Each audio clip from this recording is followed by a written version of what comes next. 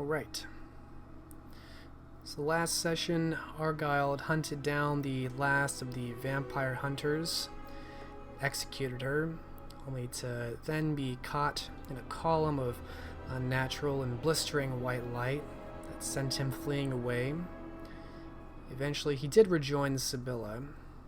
The two hid in the woods in the day and then rejoined Nicholas and Katya, where it was discovered that Argyle had developed a strange repulsion, a fear to the Christian cross after his encounter that seemed quite tenacious.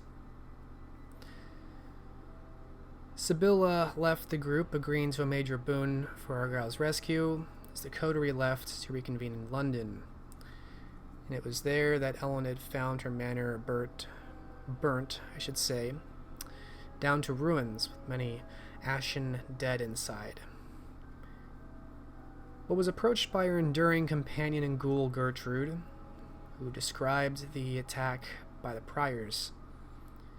She was saved by none other than Ragna of York, who revealed herself, and also revealed that she was leaving Britain behind due to the history she developed there and the many enemies remaining, including her old coterie mate Ethelred, who yet lived to direct the Mercers.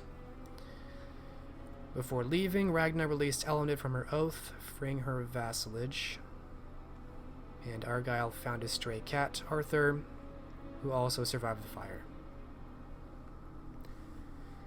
Coterie came together, presented their reports to the Prince of London, Ambrose. There were initial attempts to cloud the full truth of Ethelred's fate, but they were quickly pierced. Given that the attempt was spearheaded by Argyle, the prince punished Argyle with the execution of his ghoul, David Remington, and the confiscation of his herd. And with nothing left anchoring him to the city, he quit, left west in search of the Cappadocians for their insight. At the orders of Ambrose, Elined began an initiative to recruit neonates, scour the Norwich ruins, the warrens and the sewers beneath the city, with great success. Having collected many neonates from all across Britain, and Nicholas and Katya began their own project, built a team to explore the depths of several sites alleged to be the hubs of occult interest. So that is where we pick up tonight. It is the middle of fall 1457. Katya and Nicholas, you have your team arrayed. You have two faithful ghouls serving you, well bloodbound by this point.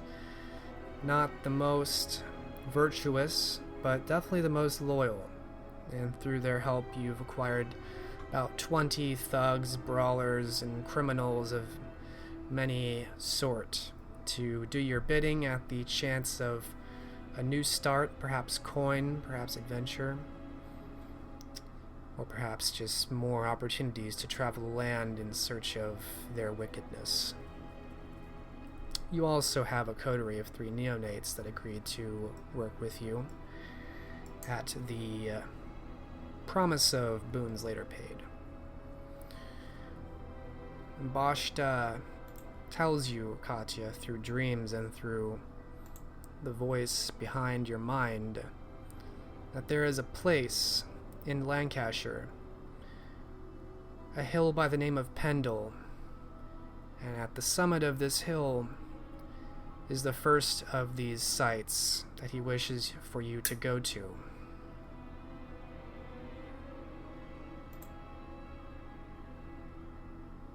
He tells you he does not know what lies there, except that it is likely to be a site protected by mortals.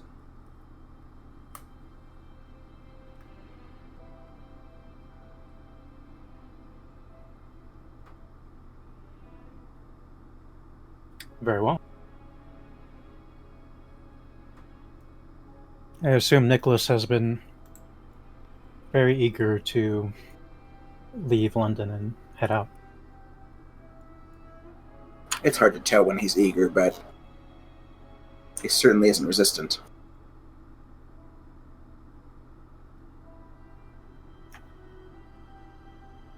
And Katya will indeed relay that Lancaster Hill seems to be the location to head to next. And she'll get her ghouls and have them organize the thugs and the neonates as well, and set off on a group heading out. However, would groups of this size attract unwanted attention?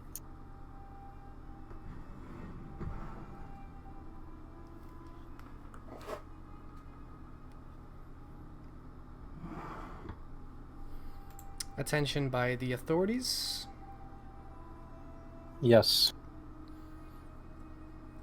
Depends on what you do. If you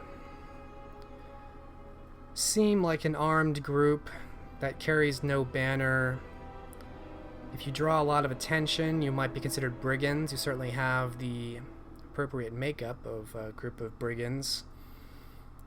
And you could be stopped and questioned. Depending on the authority, you might just be thrown into prison cells if they just decide they don't want to deal with whatever you're about, because you have a very unsavory group with you. So discretion will help reduce the chances of that. You don't have any official bearing or markers or banners to legitimize what you're doing with all these men, so it does look a bit odd.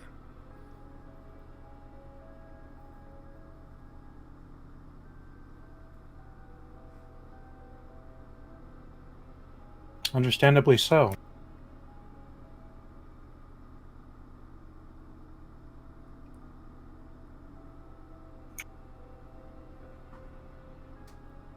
Perhaps at the very least, the thugs will be split into two different groups, one captained by each of the ghouls, and will rally at a point that is closer.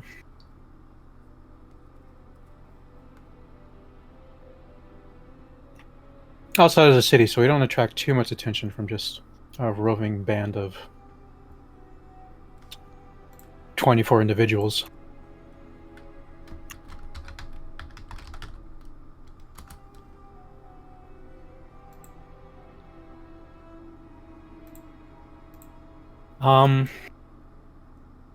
Other than just heading over, we might want to at least plan where we're going to replenish vitae along the way. Are there pretty opportune moments on this?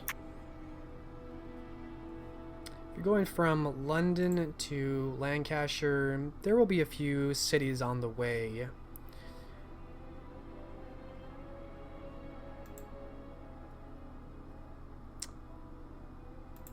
I will take hunting rolls from both of you. It's going to be a little bit more difficult since you're traveling. You don't really have the time to develop inroads. I just want to see how well you do on the road, because it may impact how sated you are when you get there. What difficulty do you want? We'll go difficulty 7 for both of you. And what kind of hunting role are we doing? It all depends on how you're hunting. Manipulation plus empathy. And seduction with Katya, manipulation with subterfuge. Nicholas likes playing on people's emotions. Alright, a traveling whore will definitely do pretty well. How is Nicholas playing at people's emotions to feed on them again?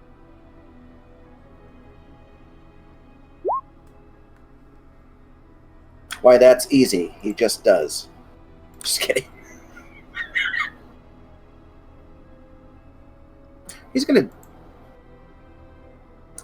Now I need to check something really. You might go rooting around in their thoughts. See if you can find something that he can use. That sounds like his MO. A dead child or a lost kitten.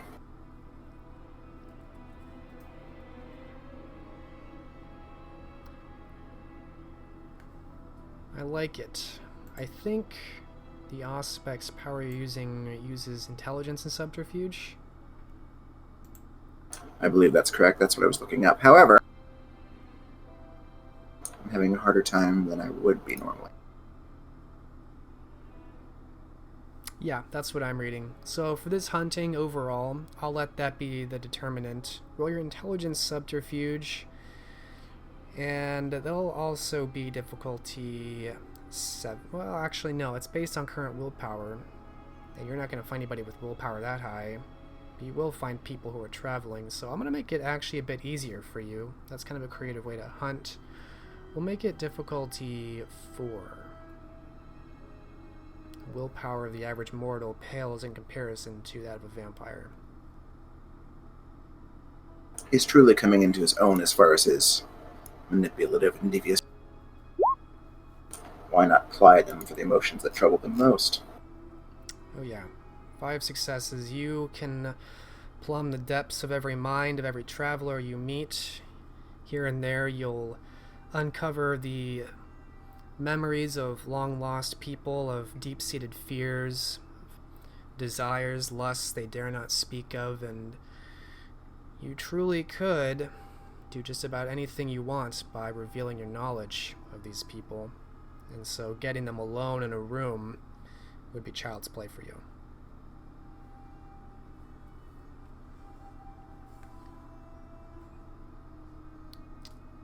So let's see here. Look at a map.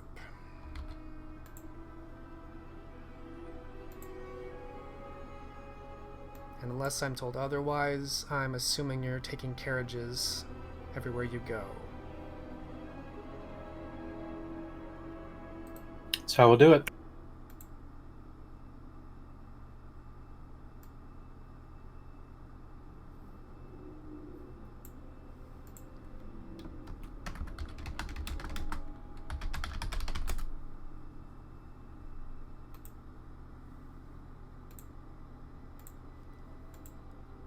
Alright, so you have quite a travel to make going from London to Lancashire.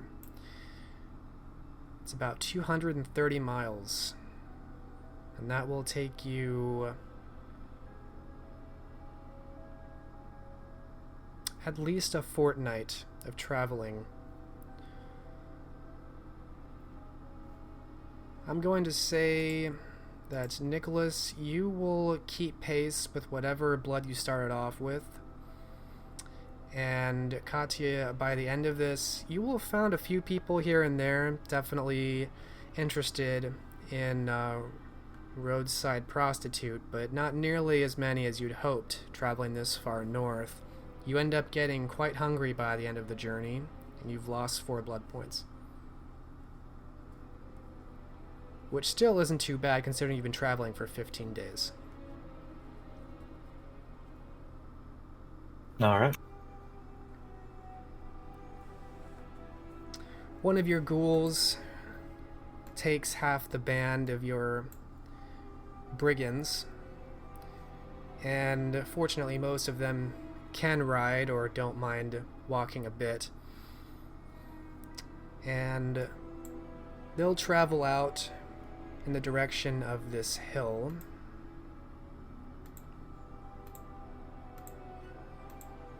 Pendle Hill.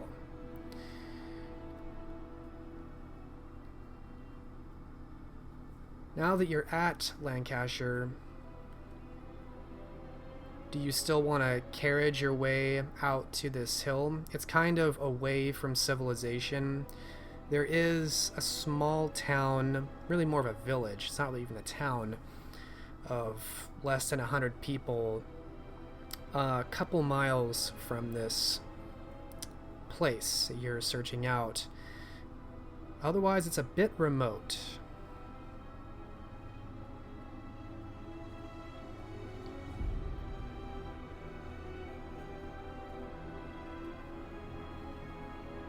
So describe to me how you want to approach this hill and what your plans are.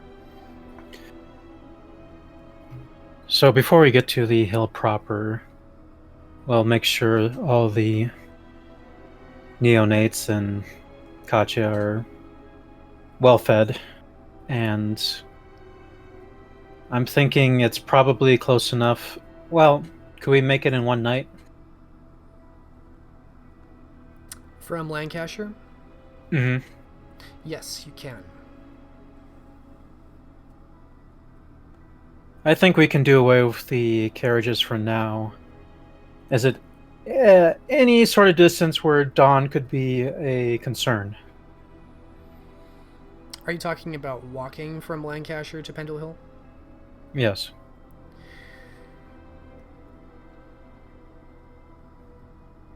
Well, actually, let's just look at the map. That'll probably give you a better idea.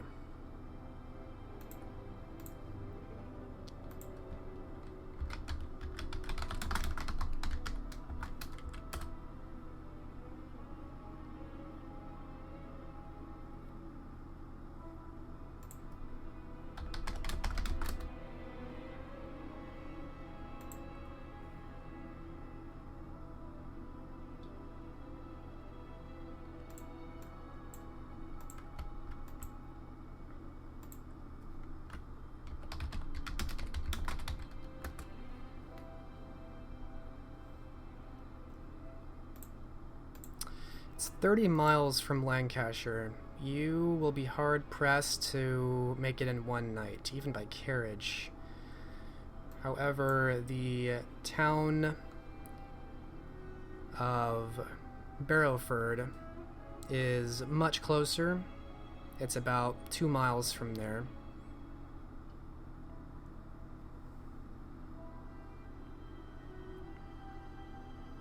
But you said did you want to feed in Lancashire before you even go that far? Is that what you said? Mm-hmm. Okay. I'll take the same roll. Difficulty is going to be 6.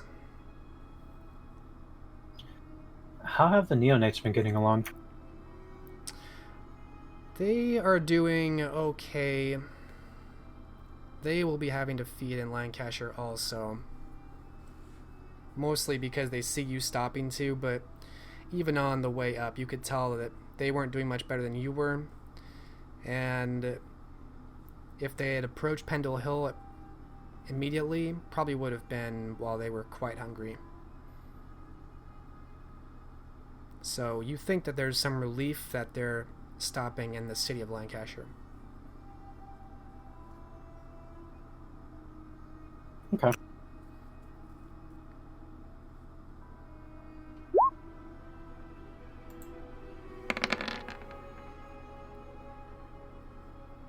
Alright, you'll find another individual, another man looking for Lady of the Night. Seduction is a specialty. Alright, 3 successes. I'll say you get 3 people over the night that you stay there. Oh, we're rolling for hunting again? I thought he was rolling... I'm sorry. He is. If you would like to do more hunting, you can. Definitely. I didn't even get any net gain from that.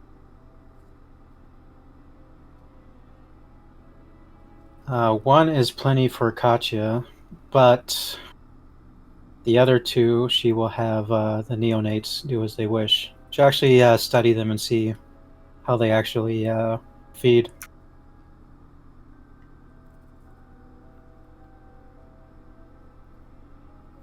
And they definitely don't like him here.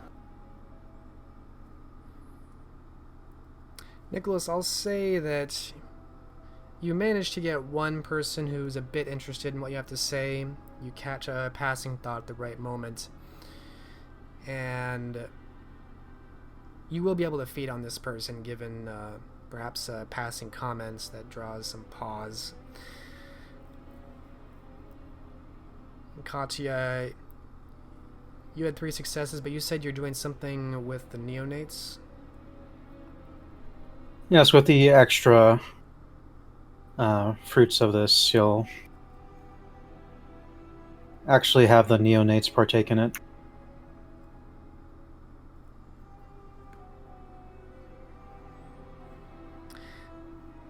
The neonates are obviously not as experienced at hunting, but they're not fledglings. You see that at least two of them seem cunning enough to take advantage of an opening when you present it. They seem more socially apt. A venture in a toreador, you learn. The gangrel that you've also recruited in this coterie seems to shy away from it and seems a bit uncomfortable with the idea of feeding in this way, or perhaps participating in this implication of sex and feeding with other people, and it's all too much for him.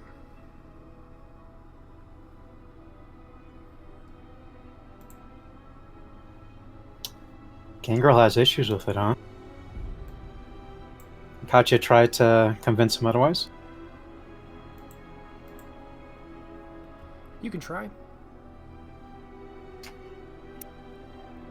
He seems pretty stubborn, pretty certain that he'll find some foxes or something out there. Countryside seems where he's most comfortable. No doubt he could, but blood of the kind are just so much better. What would you want for an attempt to try and convince him otherwise? Describe to me how you want to convince him.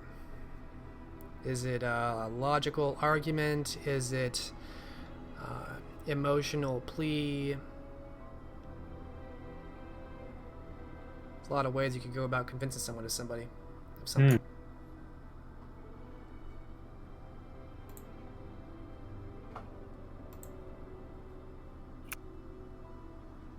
So I guess the question is, when offered, does he just completely shy away from it? Is there hesitation? Is his beast on edge? You can tell his beast is on edge. He seems to just shirk away from it. He's kind of rude about the whole thing, and there's a bit of a social faux pas before leaving.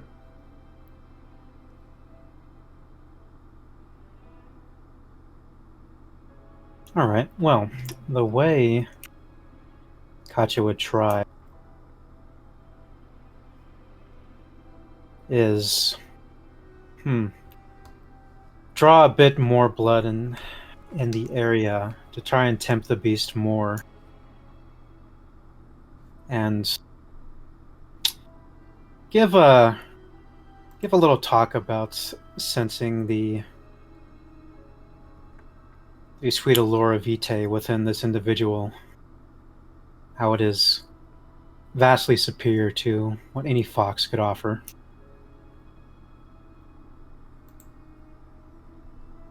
I'll take a manipulation expression roll.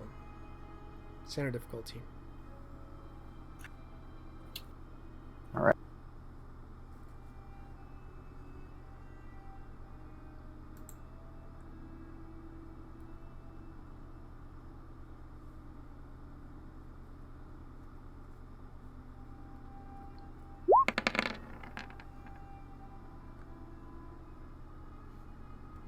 Any specialties here?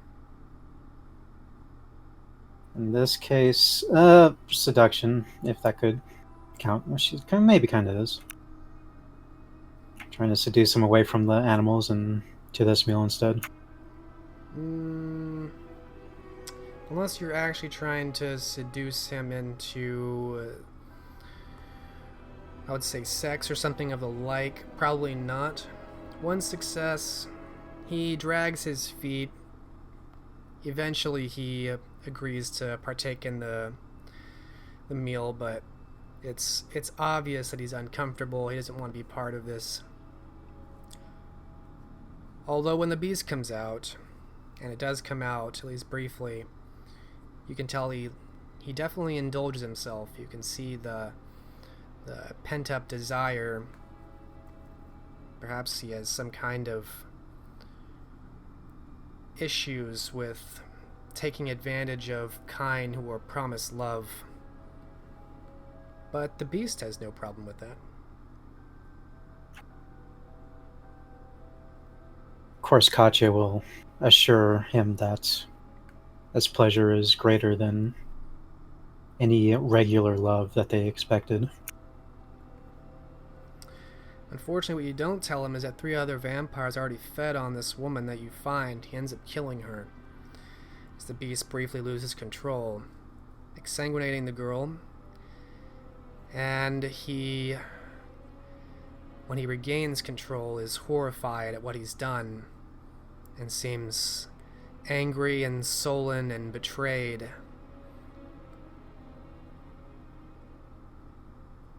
You can tell he's become much more distant after all of this, and the rest of his coterie is a bit concerned. But I'll give you a willpower point back for successfully guiding him towards giving in to his desires, his true desires. All right. Please tell me Nicholas is observing her doing this. Of course, you're right there. Because he finds that extremely attractive. He's got a half smirk on his face the entire time. Oh. He doesn't say anything about it, but something about the way you're twisting this man's mind really touches him.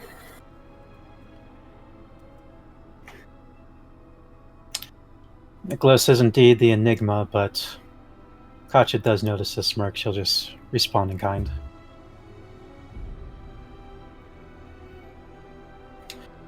With everyone well fed now, I believe it's time to at least travel halfway there. We won't try to make it in one night, but we'll get as close with the group as possible before we and camp before we make the actual assault.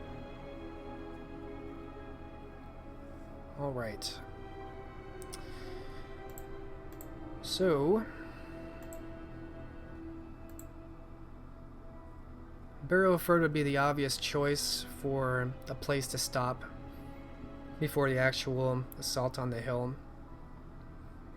You think that's where the other group probably is. Do you want to join them there? Yes. Okay. So 30 miles by carriage. It does take a couple nights, so you'll both have to take a couple points of blood off by the time you arrive in this little village. And there is a little inn there, and by the time your group joins with the others, it's absolutely packed to capacity. Obviously, this inn and tavern wasn't expecting such a large population of travelers. No one ever comes out here. In fact, the group of the 24 of you rivals much of the population already in the town. And so it's definitely gotten the locals concerned. Some of these people look a little rough. So it's definitely increased the anxiety of the town, all these people here.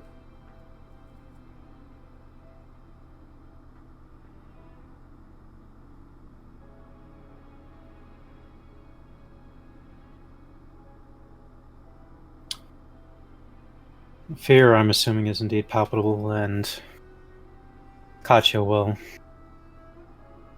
comment on how scared these little rats seem.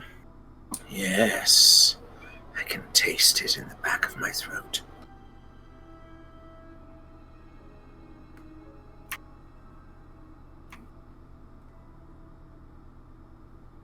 It would be easy to play upon these fears, to make them snap. If such was something that interested us. He gestures offhandedly. If it was.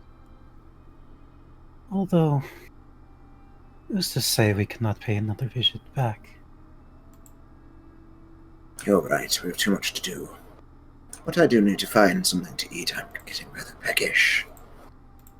the long road.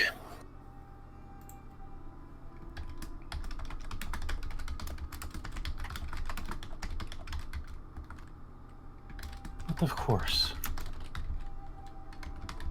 We could lure one to share between all of us this time. The Gingrau might be a little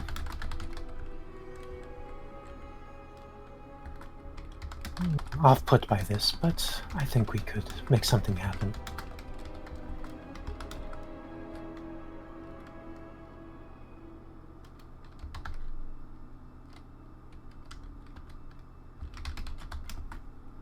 If we made it look like an accident, I don't want to stir up more controversy.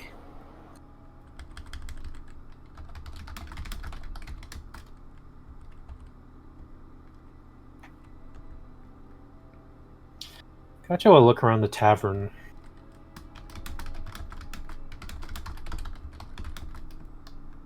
Does anyone stand out? Stand out how?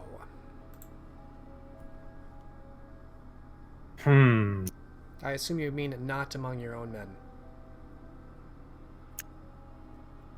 Oh yes, you said the tavern was quite full. Is that just from our crowd, or is there... That's largely from your crowd.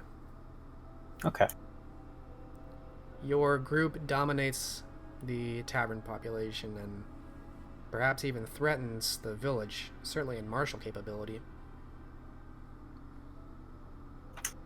How have the ghouls and their men been acting at this? Have they shown desire to ransack this town? So you have two ghouls, Roman and Tristan. They both seem very interested.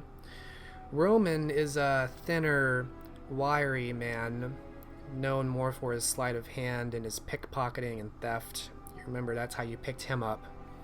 He tried to pickpocket you and you caught him. Tristan is more of a fat and muscly brawler. He's a thug. He used to be a bandit, but he was caught because he couldn't run away fast enough. But he certainly hits hard. Now, it seems that both of them, you see them kind of concocting probably ill-thought schemes of what they could do to this town if they really wanted to with the men at their command. There's a number of women they're eyeing up. There's got to be some silver in here. You can as much hear what they're talking about as guess it.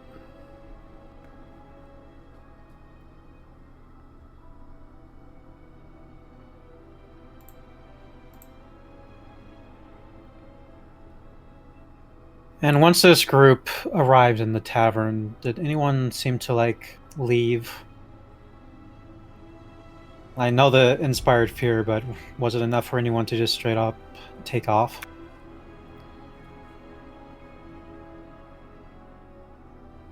No one's taken off yet. The barkeep definitely looks anxious. A few of the people who were already a few drinks in are side-eyeing your group, including the singular female, the Ventru amongst your group, one of the neonates, the only woman, although not with as much lust as it is concern. And everyone else is giving you and Nicholas a good breath as well, since you seem to have a de facto command over these men and women.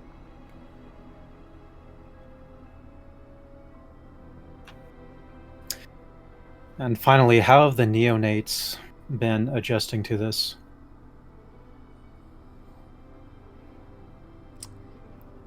They seem to be... I should have made you roll perception empathy, but oh well. They seem to be less criminal than your mortals or your ghouls. It seems like they mostly keep their own company. They fed, and that was good enough for them.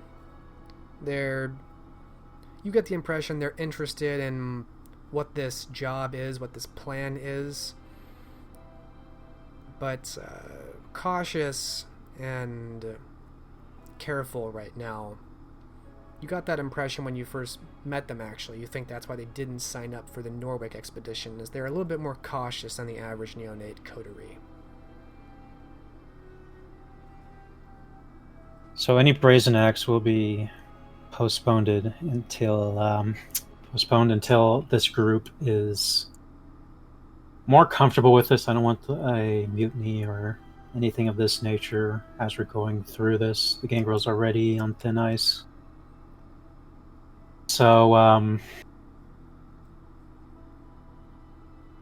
Katya will see if she can get drinks for all the thugs. Well, this is a fresh night, and how far are we from the hill now? From here, you are a couple miles. You could walk this. Alright, we'll forego that. Instead, we'll rally everyone. I'm sure everyone has already had their drinks anyway during the day. And we'll go ahead and set out our plan. We'll begin heading towards the hill, paying particular attention if anyone is trying to keep eyes on us. Perhaps an early warning for the people on this hill. Perhaps they have family there or something. Alright, give me a charisma leadership roll. Let's see how well you keep control of this ragtag band of bandits.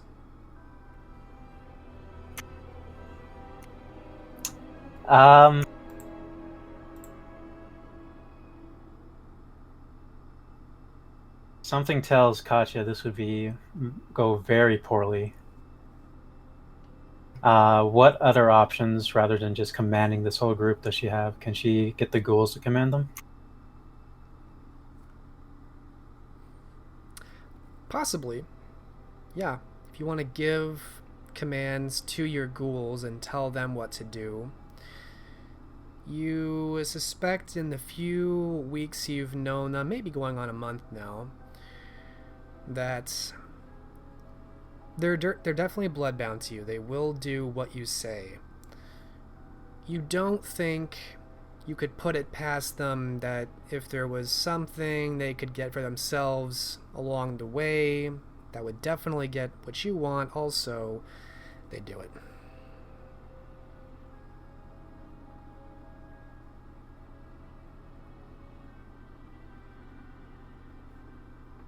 Have any of her thugs been eyeing... Well, I guess there's only the Venture that's in this tavern that's female.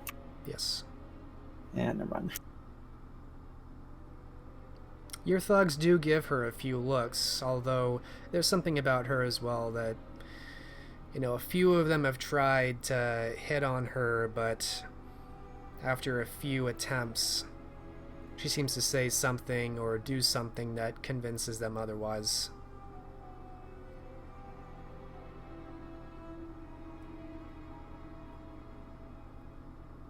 Alright, well, she'll let her thugs know that our place for treasure is only a few miles out, and to get everyone ready, tonight will be the night.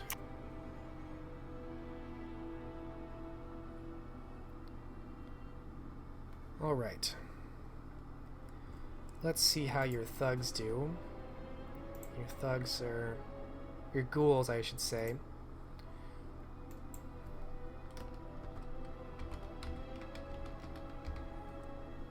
Roman and Tristan. Yes. Of the two, I would say Tristan is slightly more charismatic, but not much more eloquent.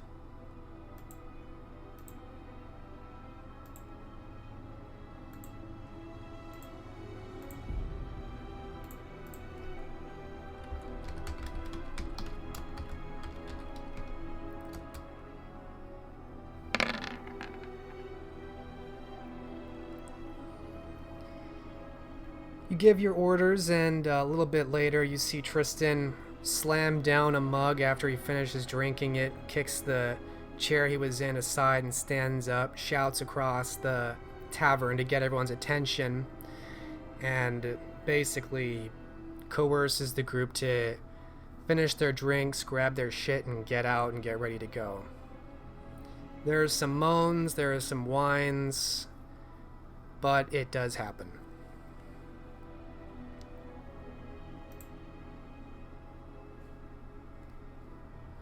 didn't even consider. They just seem really tired. The men? Yeah. You think that after 15 days of traveling, they really enjoyed sitting down in a tavern and just drinking and scaring innocent people and plotting their many crimes that they could commit upon this town, and now they're being ripped right from it. Oh. It'll get better. Katya promises in her mind. Alright, let's head out.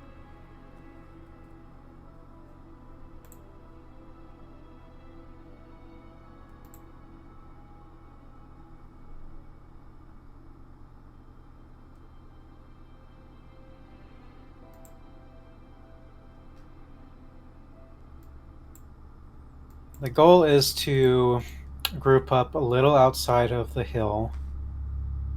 Katya is going to be doing some early scouting.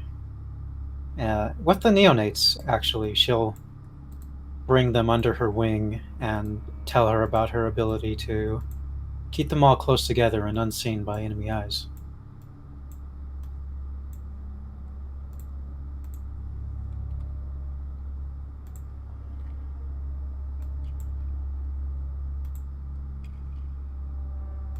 She will relay to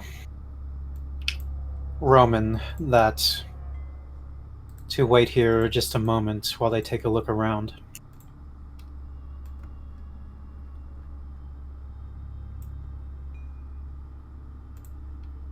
Alright, so you move out, and as you approach, you break off from your ghouls and your men, and you are going to scout with the neonates. And Nicholas, if he wants to come along. Oh, yes. Okay.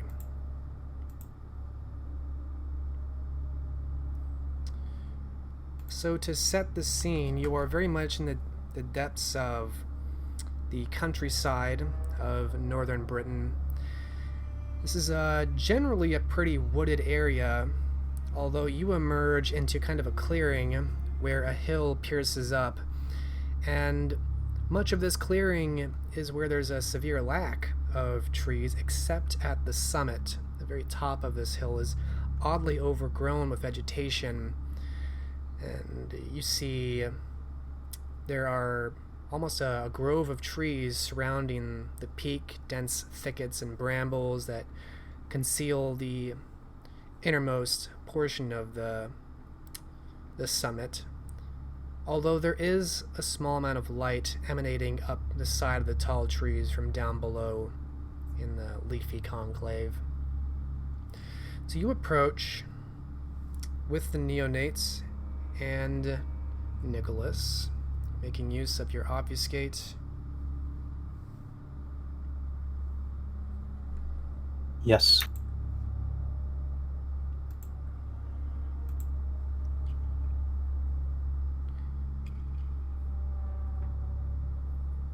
Do either of you have survival? Why, yes. Only one dot, but yes. Alright, I'll take a wit survival roll from you, Nicholas. Standard difficulty.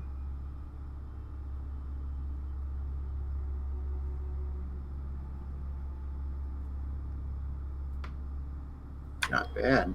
Alright. It occurs to you, because you have some experience with the outdoors, at least a little bit, that as you would approach the summit, the brush of the leaves and the crackle of the fallen leaves would definitely make even an obfuscated advance draw some noise, and the closer you get to the summit, the more foliage you must pass through. And so it does occur to you that even well hidden, you might make some noise if you're not careful. Nicholas will relay this concern.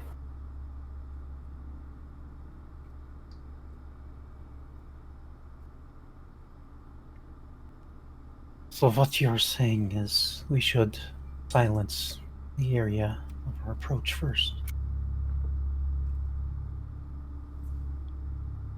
Yes, but it would require a very tight-knit group. There is no reason to be separated. And Katya will look at the neonates. They are untested. Should anything go wrong?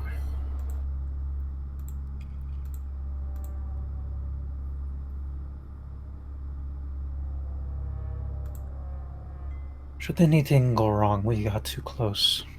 And we will regroup with the thugs. We only need to get eyes on the approach and numbers.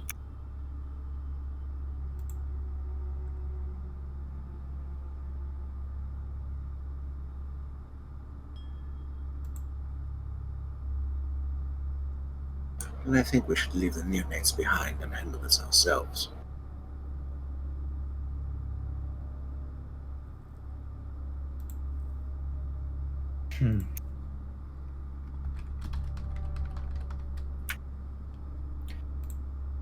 Katya will look at the neonates. They seem nervous. They are the more cautious type.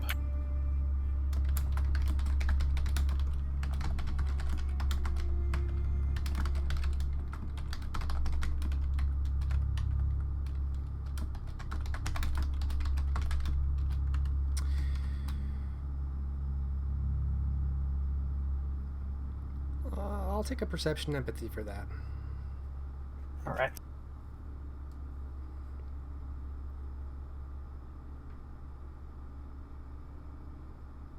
Standard difficulty. Yes.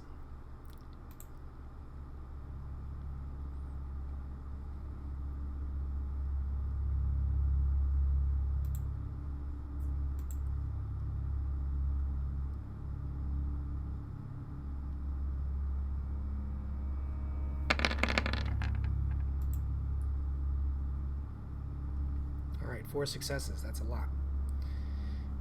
Yes. So, your 3 neonates. You have Lucius, the Toreador, Robin, your Ventru lady, and Gregory the Gangrel. Gregory is still upset about what happened just a few nights ago. And so, when you look to him and he looks to you, he has a bit of a scowl. You sense that he's not as afraid of being out here as perhaps the others. Robin definitely looks concerned about being out here. She feels very much out of her element. You can tell that right away. And Lucius, your Toreador, similarly looks uncomfortable. Not as fearful as Robin, but definitely not poised and ready to strike. He keeps looking down at his boots, which seem to be getting muddier by the moment.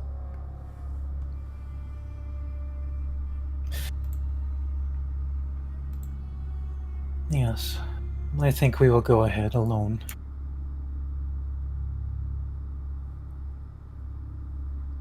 We will be back shortly.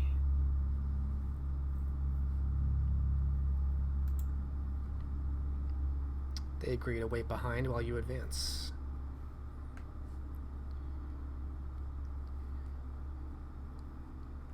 So you're going to run right up into that hill? Well, no. Oh, okay. No.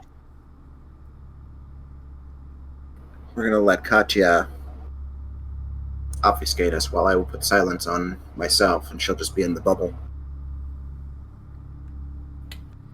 That's what we'll do. All right. You think it will be impossible to not brush through the foliage, but there will not be any sound coming from it as you go through. And of course, you'll be well obfuscated.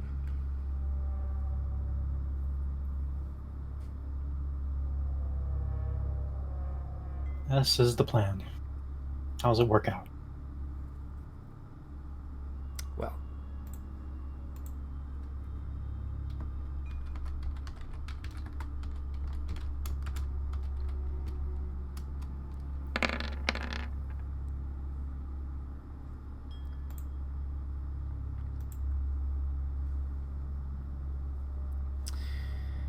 You make a soundless approach up to the top of the hill.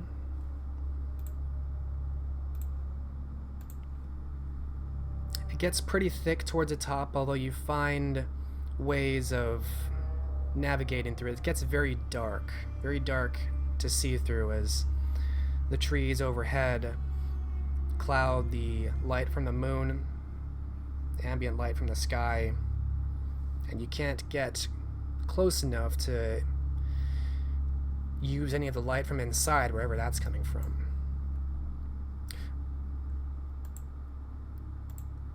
But fortunately, you are able to get all the way up through there, and you see just at the edge of the periphery where it opens up again, the interior of this grove. You see a sight. Inside the clearing of these trees is an opening where a great fire burns. The center of the grove is a large black stone statue of a faceless man about 10 feet tall. It is featureless man. The arms reach out to either side, the palms up in a giving gesture. The legs and the torso of the statue are all one contiguous form. It makes a wide base. There is a fire at the base, and a small, dark, humanoid form tied up to the base where that bonfire burns, long since dead. And while you had been smelling the strong scents of pine, now your senses are overcome with burnt flesh. There are 3 people standing around this fire. 3 adults around their 20s or 30s.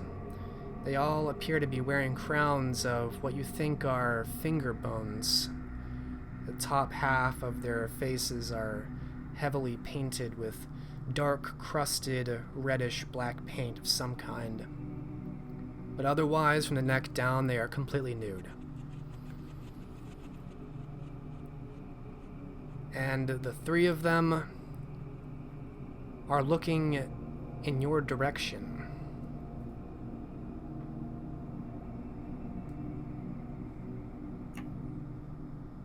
Such that their eyes are following us as we approach? Not following you, but definitely looking in your direction.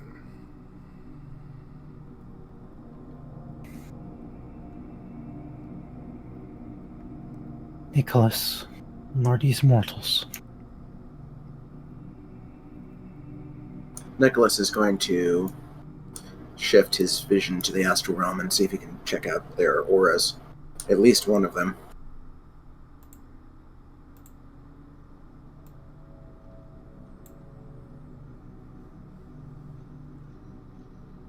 Shall I roll for Read the Soul? Yes. Perception, empathy, difficulty 7.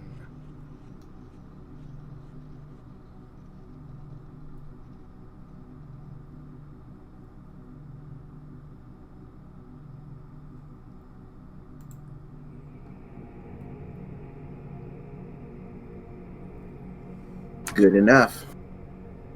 Okay, 2 successes. The main shade and the main color.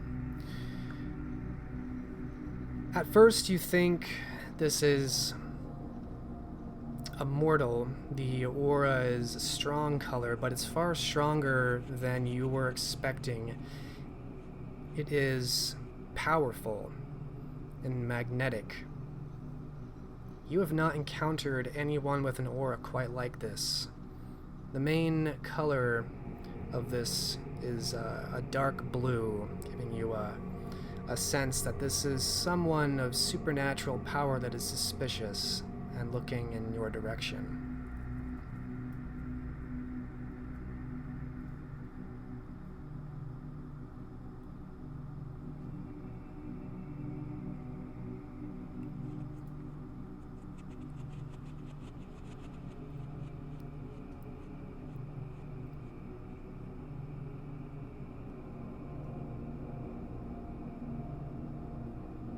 Nicholas will shake his head.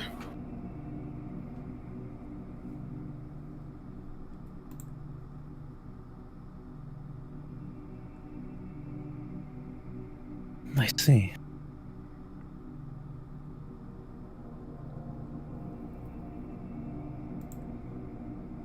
Katya will look around. Is it only 3 of them?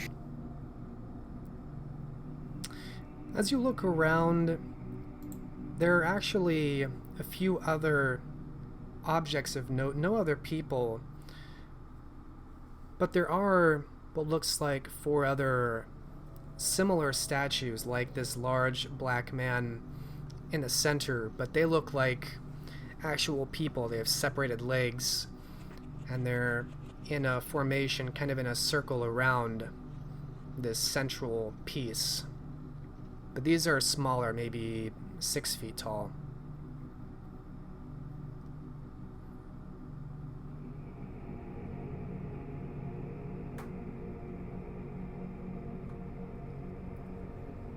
So smaller statues. Can make some rolls here.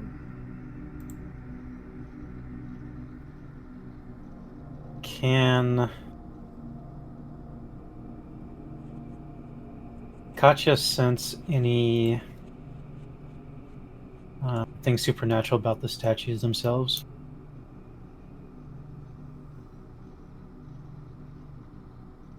Take a perception awareness roll. Standard difficulty.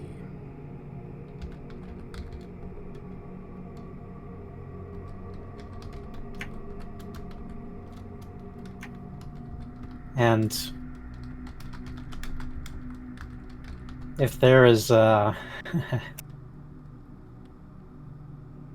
looking in this direction, is this highly odd for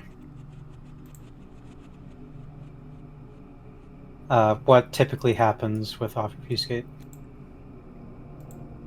I'm sorry, I missed the first part of that before what happens with obfuscate.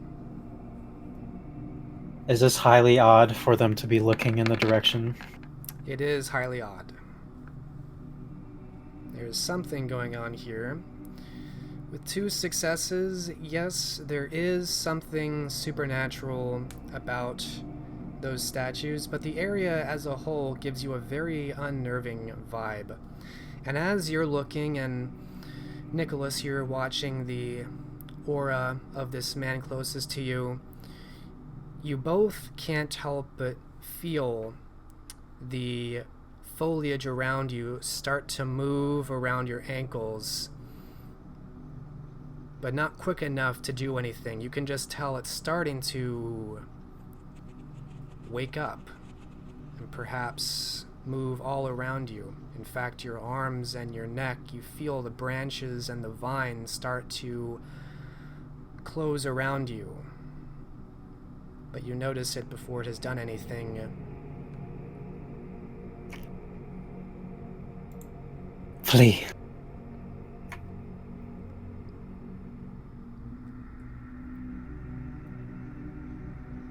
And that is what Katya will attempt to do.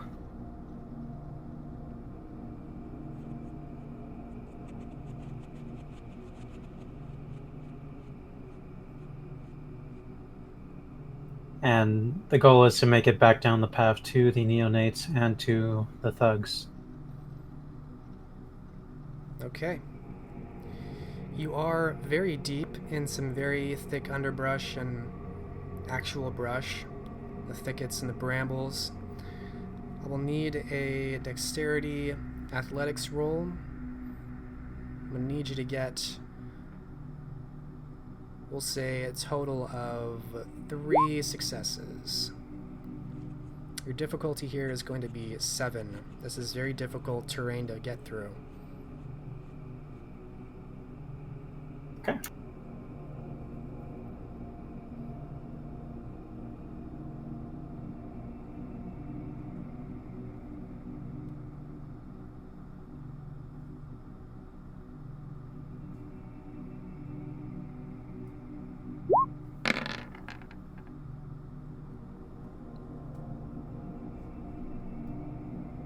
Wow, 4 successes. You move quickly. Just as the vines are closing in around you, you push through, making a good amount of noise, but getting out and away from the worst of the brambles, and you can tell as you emerge from the tree line that all the branches, everything is moving and swaying a little bit as it almost has a life unto itself. What is Nicholas doing?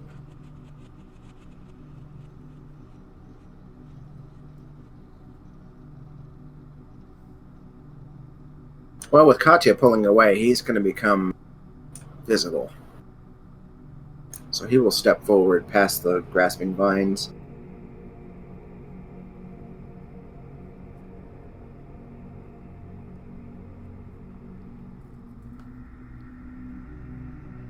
Alright, you step forward, make another roll.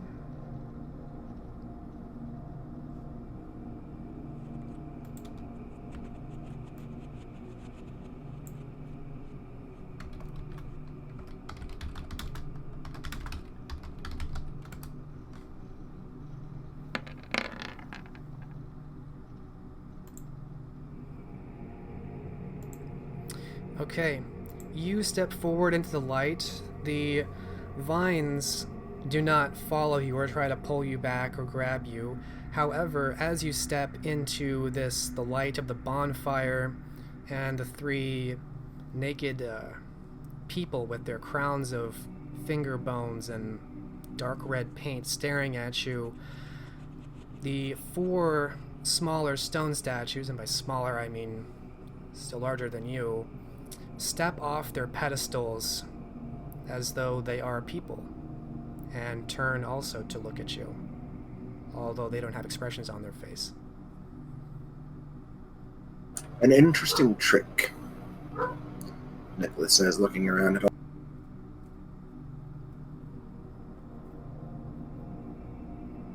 The woman... Whatever you... Go ahead.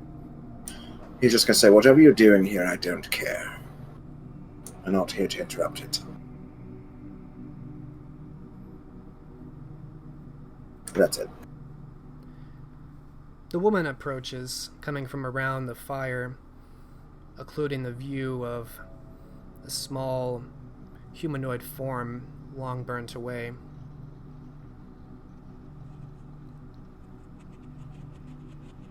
And what are you here for? Why exactly did we come here? Well, that's up to what Katya told you. Katya, I can Yeah, tell you personally and privately, Bashta told you that the place you had to go to, there would be people, you would have to kill them all and destroy a kind of... he described it as a reliquary, or a beacon of occult power that had to be destroyed.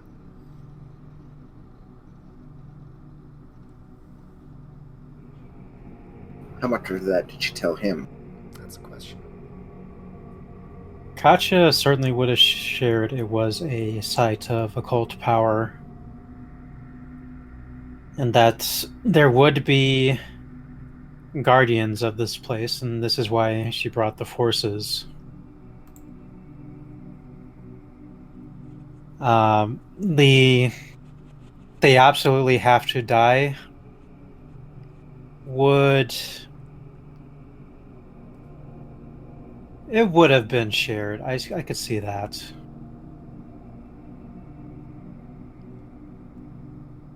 We came seeking a site of occult power. I can only assume we found it.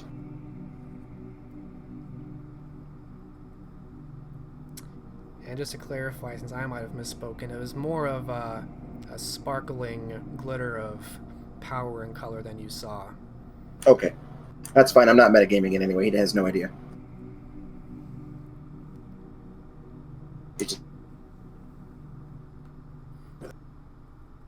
And would you say you were seeking a place of occult power? I can only assume that this is the place.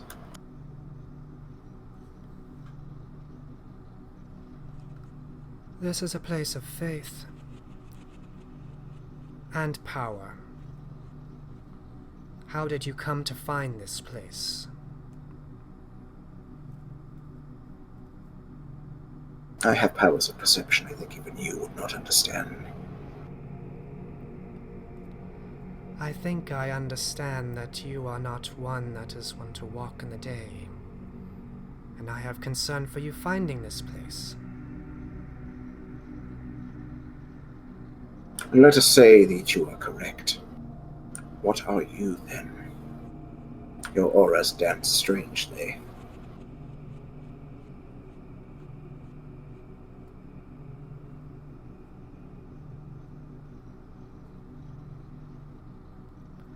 I am a worshipper of something older than the Christian God. Please. There are a lot of those things. But none with true power. I think you have seen already the faith of our God and how it protects this place. I suppose you're rather excellent at gardening, and be quite a smash at parties with your little golems here. But I am unimpressed.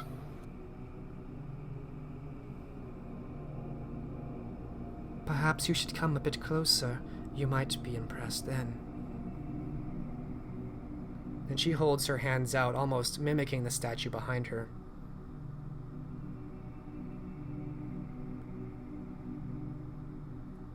If you know what I am, you should be aware I have powers of my own.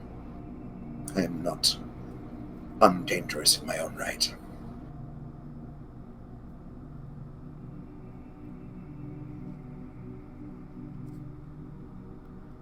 So then we are at a crossroads. If I allow you to go, you might come back with your friend, or the friends beyond, and you might cause harm to us or this holy site. Why then should I let you go? Because if you don't, then they'll surely come. And they will feed the vines with their blood.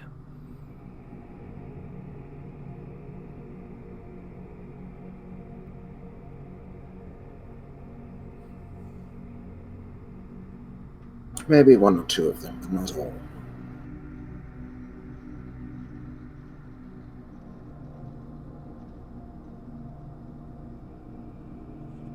They would know to burn this place to the ground. You along with it.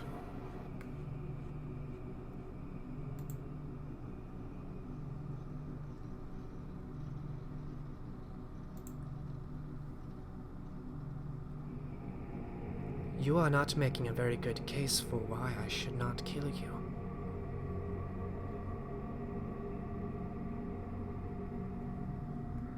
I wasn't trying to.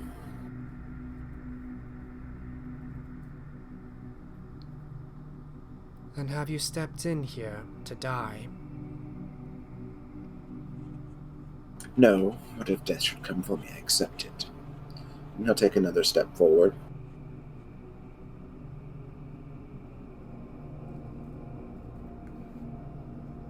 Let me make a roll here again.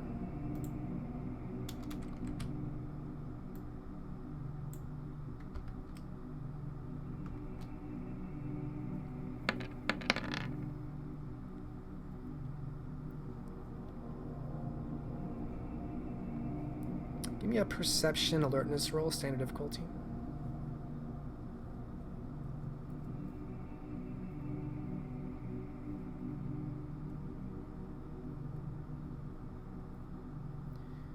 Alright, you notice at the edge of her palms, which it's difficult to see because of the fire behind her, the light kind of hides your view, but you have excellent senses and you can reflect that light back. There is a substance on her hands. It does not look like sweat. It does not look like anything you've encountered before, but it looks quite viscous and quite unnatural. It reminds you, actually, of the quality of the aqua fortis.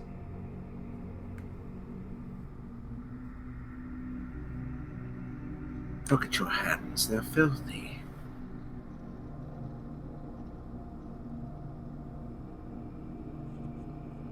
She smiles faintly. Then come and clean them.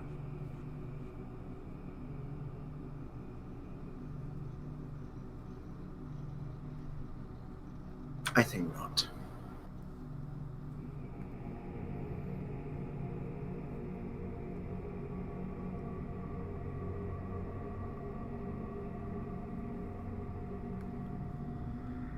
You are unusual for one of the few of your kind I have encountered. They would have either struck at us by now or fled. Perhaps you will join our temple instead. I think you would be an excellent servant.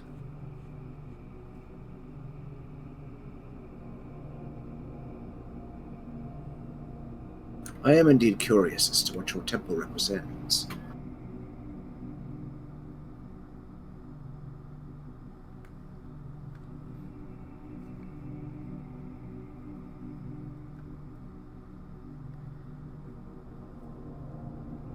We pay homage to the Dark One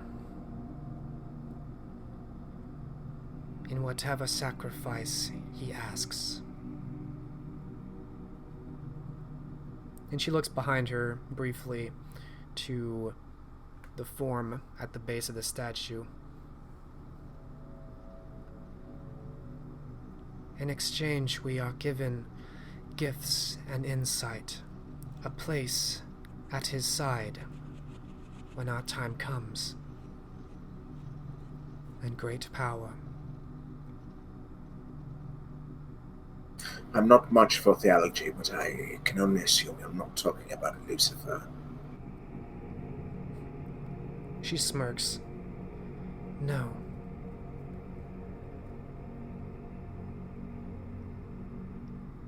If he even exists, what we worship is much more real and much more worldly.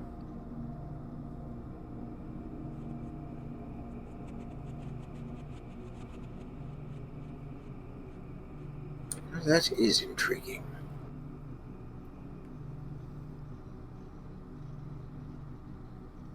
You might say I have a mind for mysteries.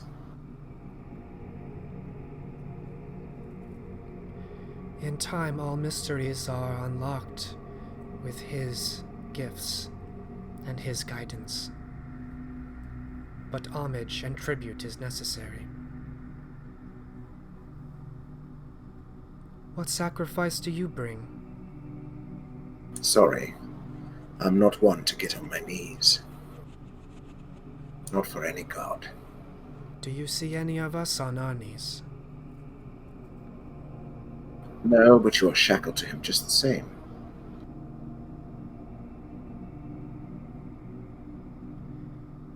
Every being in this world has a superior. At least I chose mine. And I have been rewarded handsomely.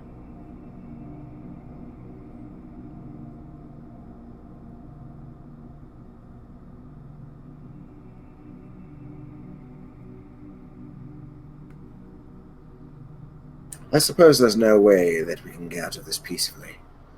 We do not seem as though you wish to palaver.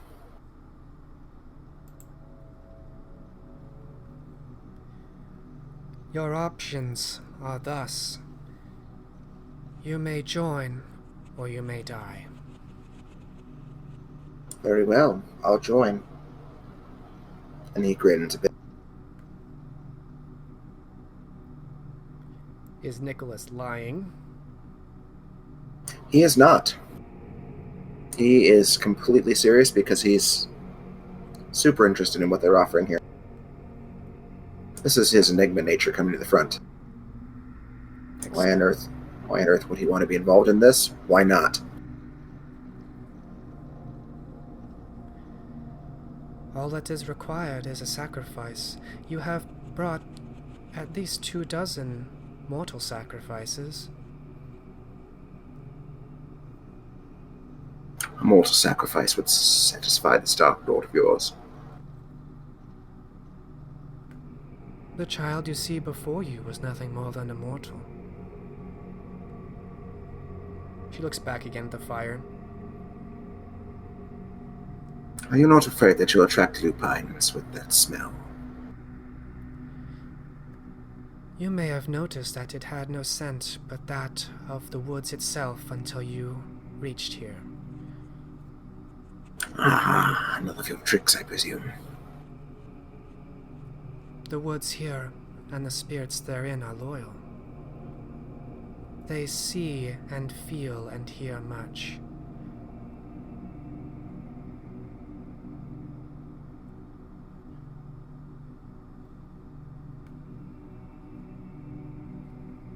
If you want a sacrifice, you must allow me to return to my camp and get you one.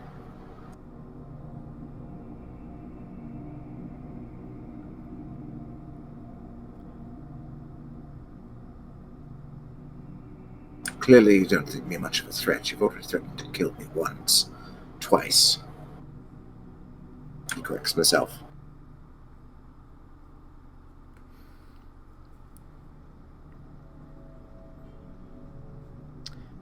As this is going on, we'll cut away to Katya as she makes preparations down below the hill.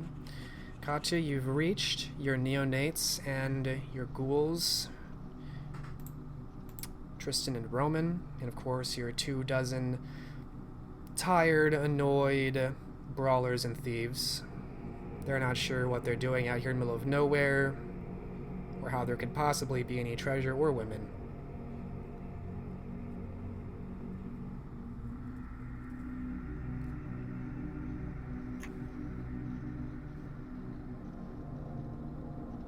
So, Katya will be quick to rally the thugs and have them grab torches. From where? Oh, they don't have any fire at all. I think maybe one of you had a torch, just to lead the group. Maybe a lantern. You could make some, but it would take some time.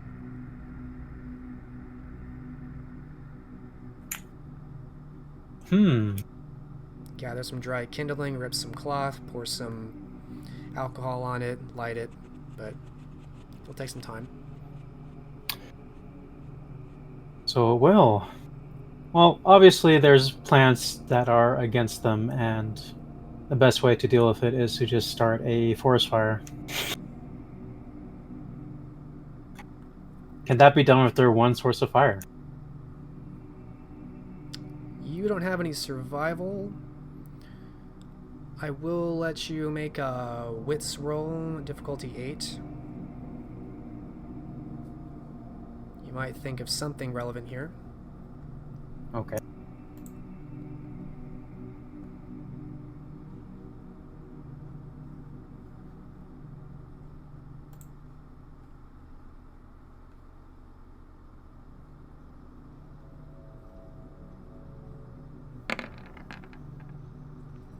One success. One thought occurs to you. It's still fall.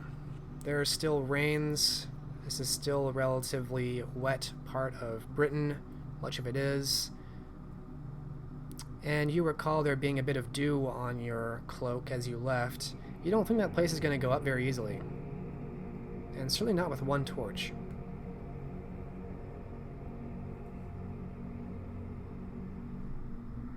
While she was fleeing, did she have a chance to see these statues come alive? No. Alright.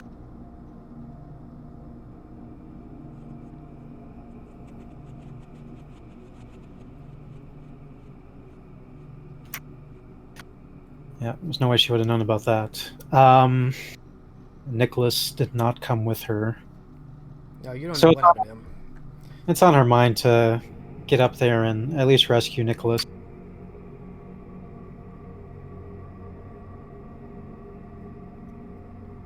So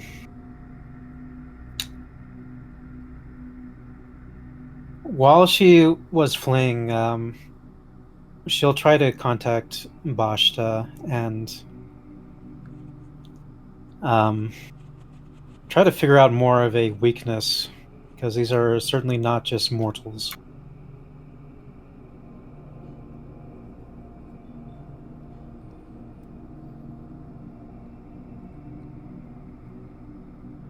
What you face are mortals, though obviously of a unique breed.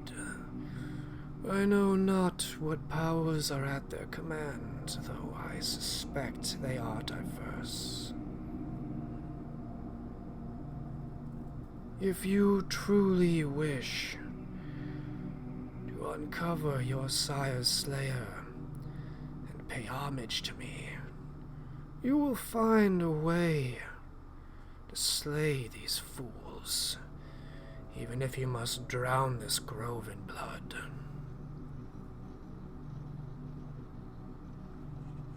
They are but 3 fools atop a grove, Katya. Surely you can handle this.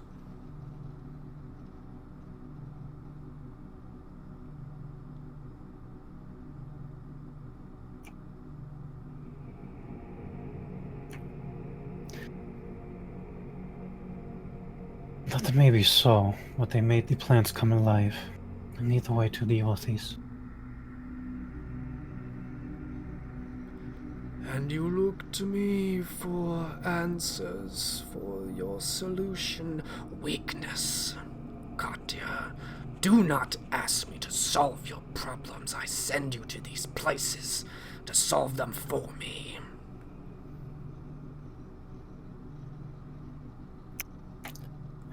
But of course. I only live to do your will.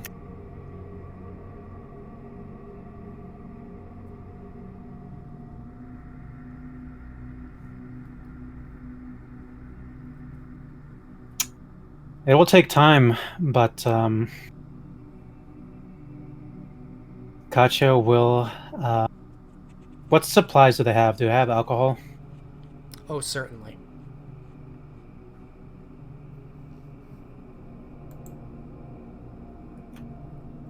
So she'll tell her ghouls that the prize waits at the top of the hill, and to get the men ready for the guardians of an ancient treasure site.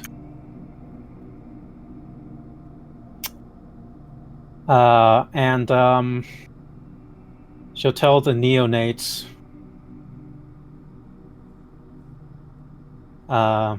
to be very cautious with these individuals.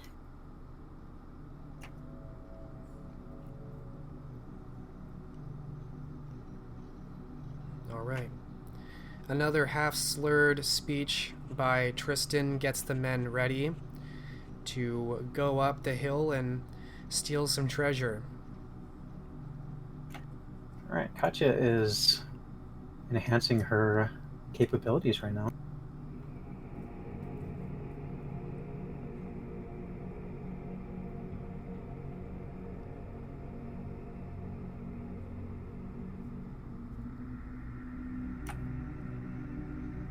And of course, she recommends the same to the neonates, as this is going to be very interesting.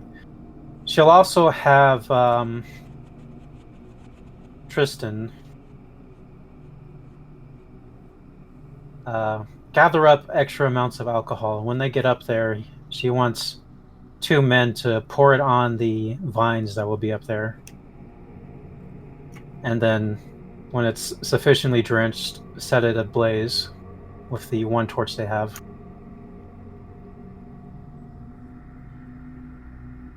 All right. Tristan will... let's see. We'll say Roman's got the alcohol, and once it's poured over, Tristan will help him with lighting it. Once you're at the top. Yes, once we're at the top. Okay. Oh, no. Anything else?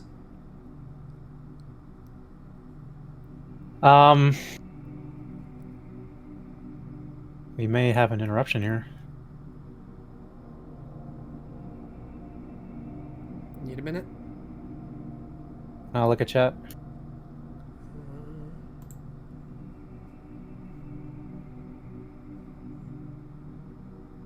Well, anyway, yeah, no, well, I kind of want to bolster the morale of these men because I have a feeling they're just going to break when they see, not even knowing that there's statues up there, but I have a feeling they're just going to break. They're mortals, they're not ready for this. But hey, you know what? The vines are preventing the exit, right?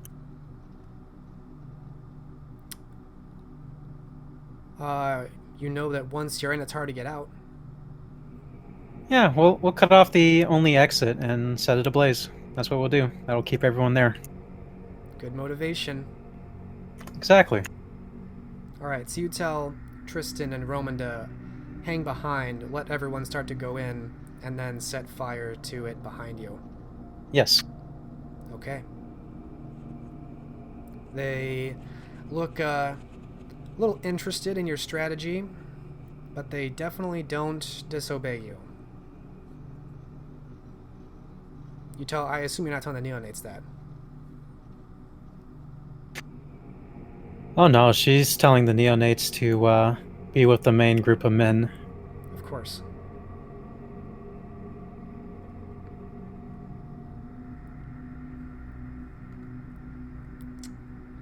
Alright.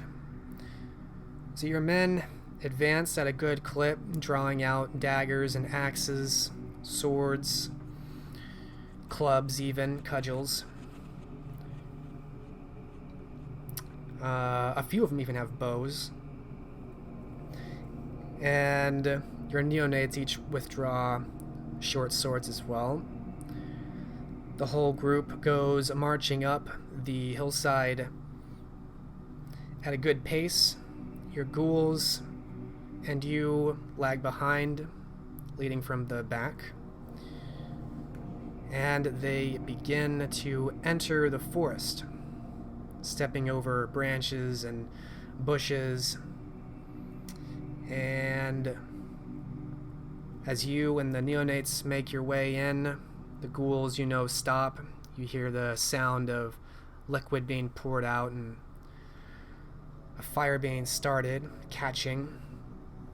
Of course, everyone else is up ahead. You start to hear the sound of men yelling.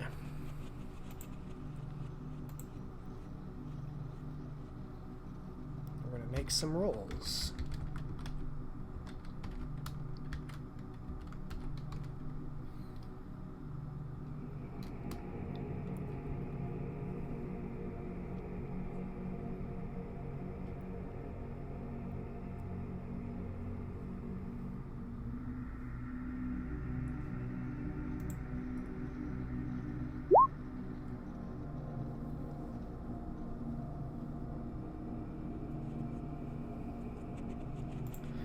Right.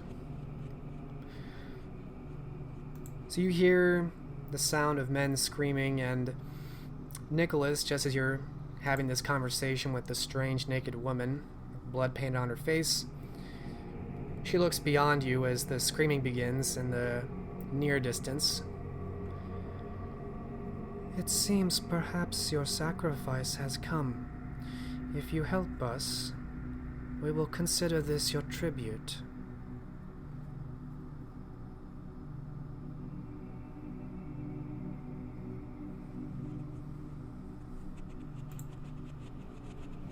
Nicholas nods.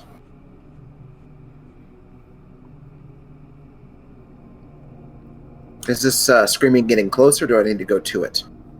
The screaming is getting closer. At first it sounded like battle cries, but then you hear the hitched and caught, somewhat muffled screams of men who are not yelling at battle, but scared for their lives. There is a great cacophony of brushes and the creaking of wood as it bends and leaves rustling all across. And you can tell there's a lot of movement from back where you came. You see a number of people emerge, though not nearly as many as you were expecting. 5 of the brawlers make it clear through into the opening just behind you. And make some rolls for these neonates.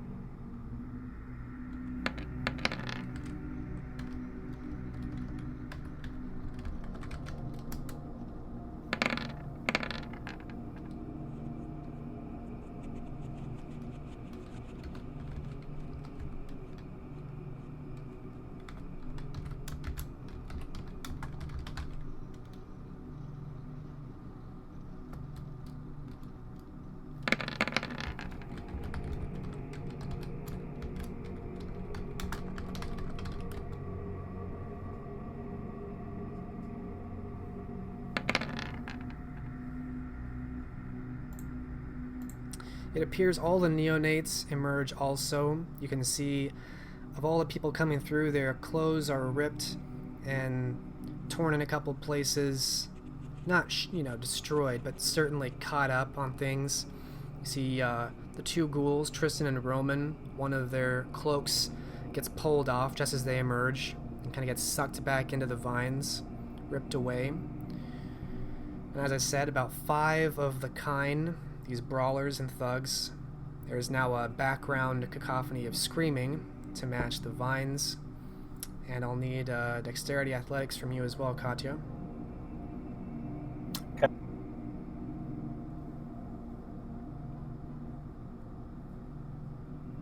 Spending a willpower on this one.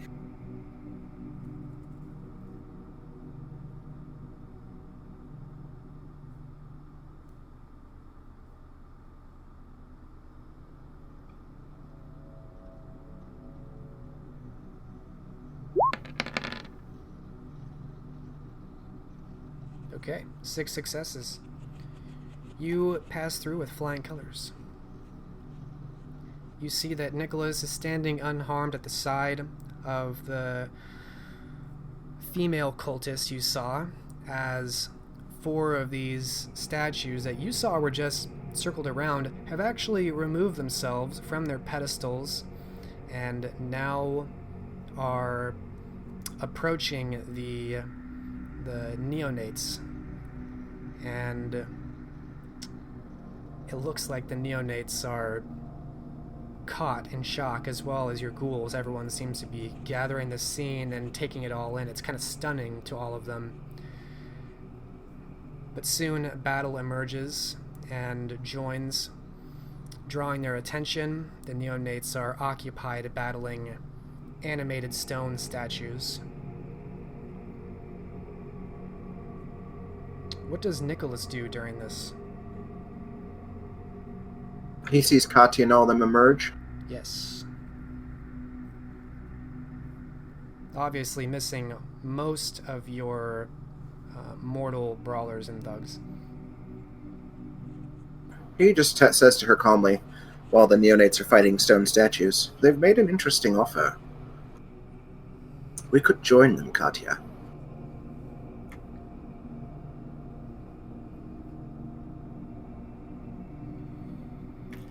Have they now? Nicholas is trying to put across in a very subtle manner something that a mortal wouldn't catch, that he is completely yanking her chain.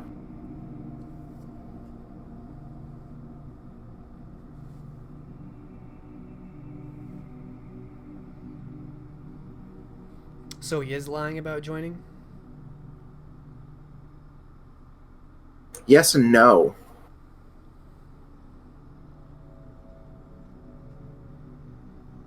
Oh, and then all this started to happen, and he began to have doubts, and then he's swinging back around toward it again.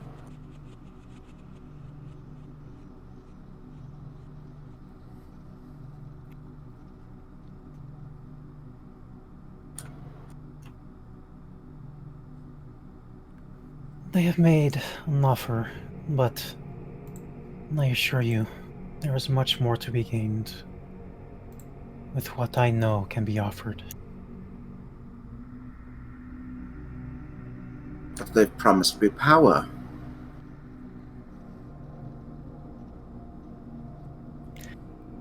And they are good at showing it.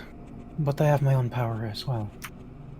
And as you're having this discussion, the ghouls and the cultists themselves are now battling also beside you. He'll turn back to the naked woman. What's she doing right now? She has joined battle as well. She looks to you before she leaves to join the others with a deadly serious look. And you can see that she attacks with wild abandon, her hands coming up as she jumps towards Tristan. Pardon me, miss.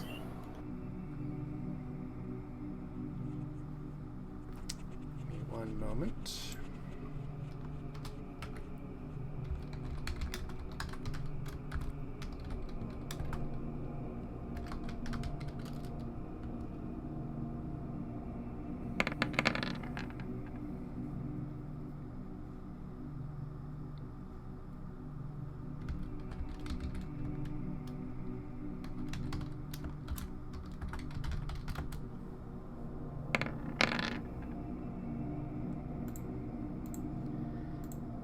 You see her, you call out to her just a little bit too late. She's already attacking the large figure of Tristan, who's trying to hold off two of the other cultists, as her hands, which you saw that viscous material, sear and burn at this man's arms, his large biceps, which she grabs at, and immediately you can tell the blood and the muscle starting to expose.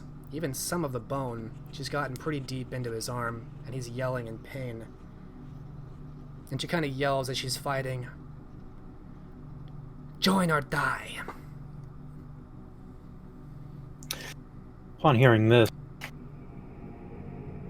Katya will respond out loud this time. Lashta, give your servant power here. Does he respond?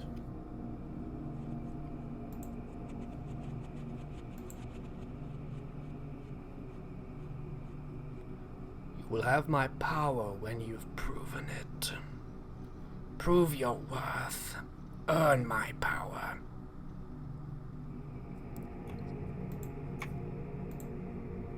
And she will next use a different ability. Are we going to enter combat here pretty soon? Well, we're already in combat, but are we going to enter initiatives? We won't do full-on combat, but we'll do a kind of a bridge combat. I just want to know what everyone's directions and goals are, and then we'll do combat, but not moment by moment. Okay.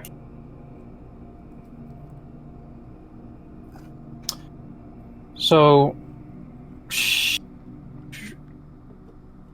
what Katya wants to do is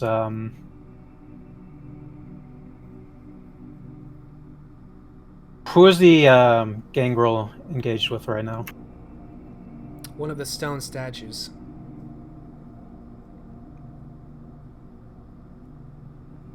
She's gonna have to leave that to them, or she's gonna have to leave that to them.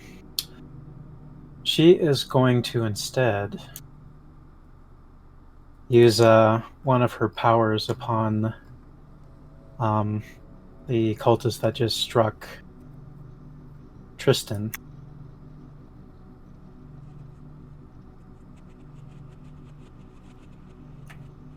And she will cast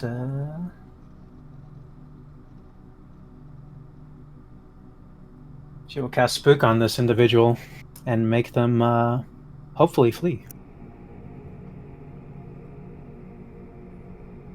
Okay.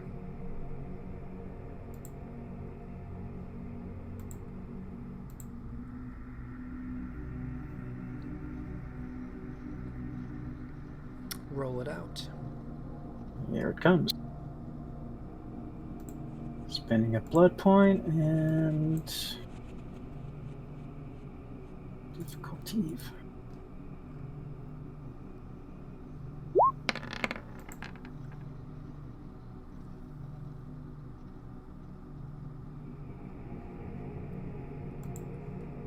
right. So that will be a... You have to make a courage roll. Difficulty 7.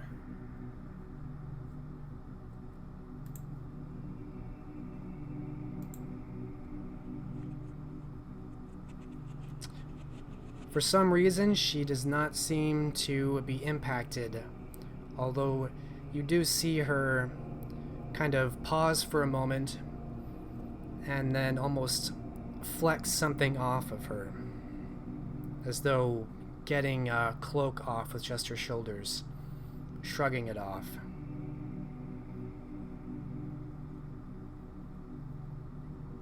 Does not appear spooked.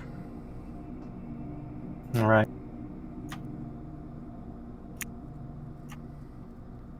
Then the next thing she'll do to make the combat go better for her followers, she will use Cloak of the Gathering and put it over the neonates and her 2 ghouls.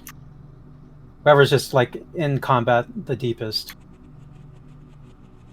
And she will attempt to use Vanish to hopefully make them become ghostly and give them that difficulty bonus in combat.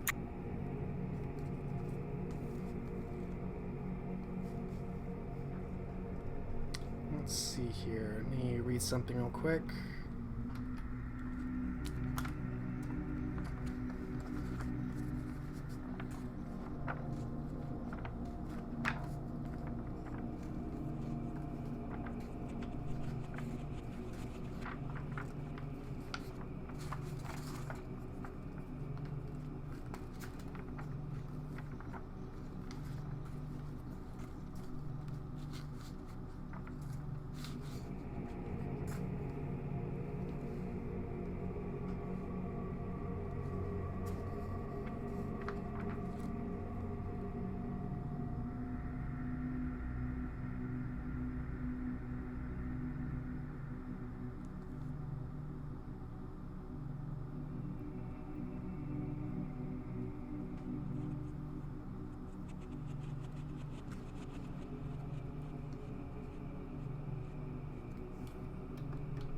How many dots of stealth do you have? 4. Okay.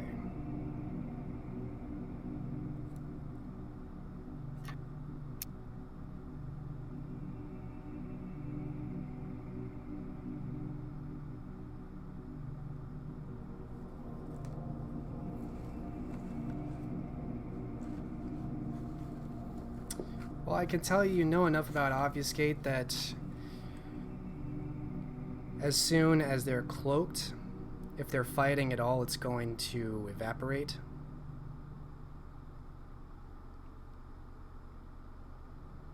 Because you can perhaps extend your disappearance to them, but they won't know it implicitly, and so they'll keep fighting and they'll break it immediately.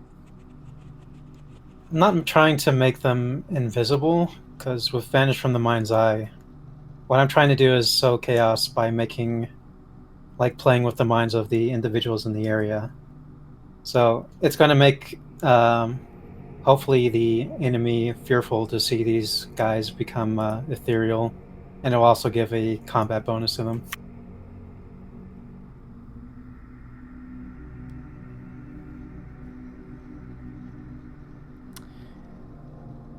Yeah, I'm going to say that this is too much of a shattering of Obfuscate that it can't be used this way.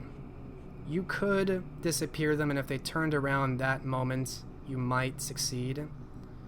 But they won't know to do that, and in the absence of that, your cloak will fail. Well, that's fine if the cloak does go up, but I'm trying to make them ethereal. That's the goal right now.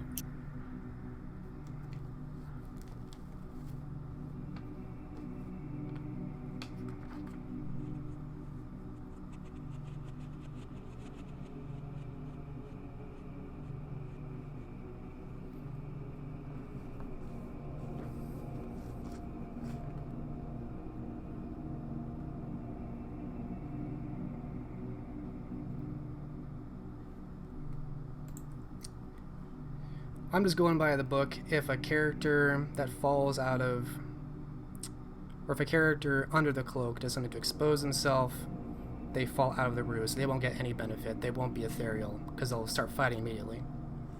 Sorry, I'm not using Unseen Presence. I'm using Vanish. Yeah, I see that. They're not going to get that benefit once they fight again.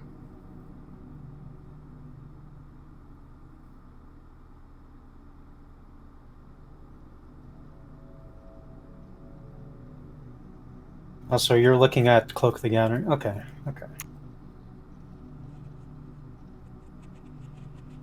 So it'll work and then immediately fail. So I won't be able to maintain Ethereal on any of them. No, it's not really... You can't really use it like that. Well, that sucks.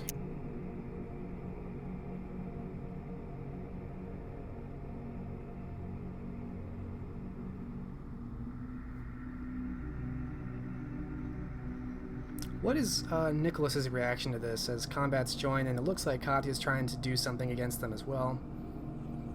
He's annoyed. He really wanted to know what they had. But instead, he's going to take his sword and chop off her arms. Alright. Well, there are 18 combatants. I'm not going to roll combat for that. Not one by one, certainly. So we'll break this up into bite-sized pieces. On the side of the cultists, there are 3 magi, which you've probably gathered by now. They also have the 4 animated stone golems, and the periphery also seems to be working to their favor, as the vines themselves are fighting, and anybody who falls into those vines is certainly going to get caught up into them. And on your side, you have 5 mortals, your 2 ghouls, 3 neonates, and the 2 of you. Essentially, it is likely you will win just by numbers. I'm mostly interested to see who's going to die in the process, or get torpid.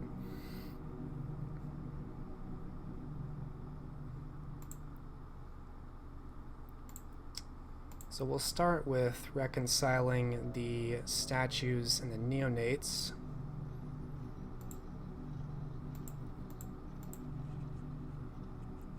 Statues are tough, but they're not that nimble.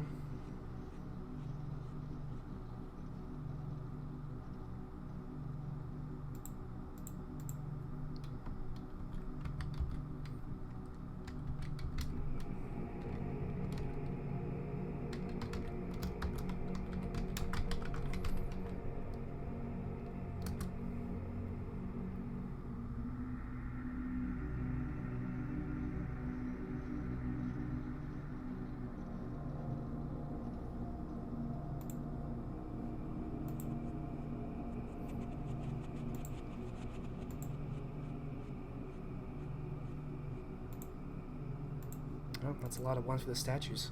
And it's going to do well.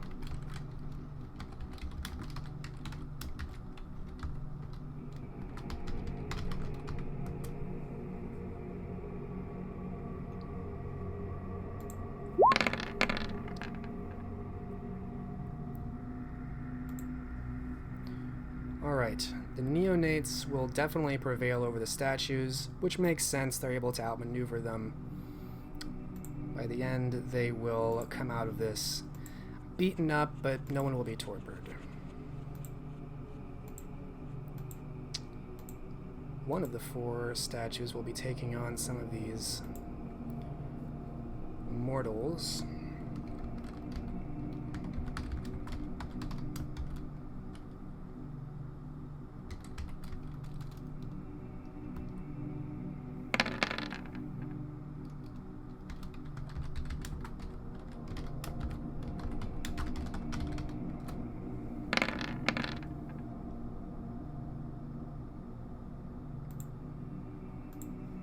And will pulverize all of them. cultists themselves will be battling your two ghouls, Tristan and Roman.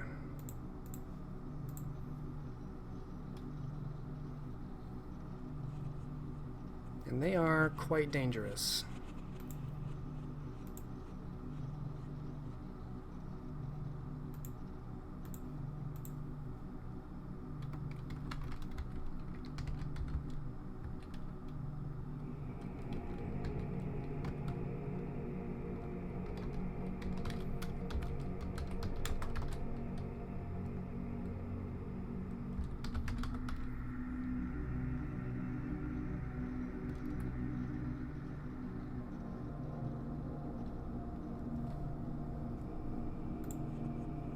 Essentially what I'm doing here is I'm getting an aggregate of the potential each group has against the other.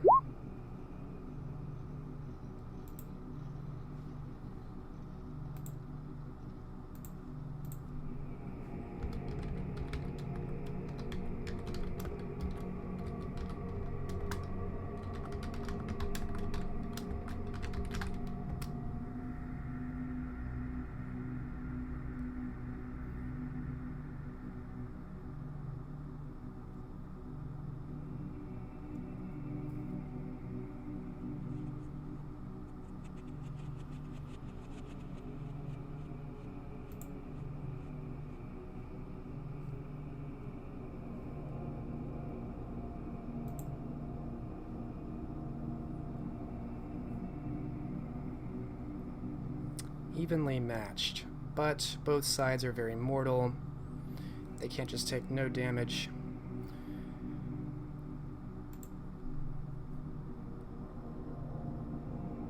I'm gonna say that it seems one of the men from the cultists falls dead just before Tristan falls down gravely wounded as well, both likely to die if not treated.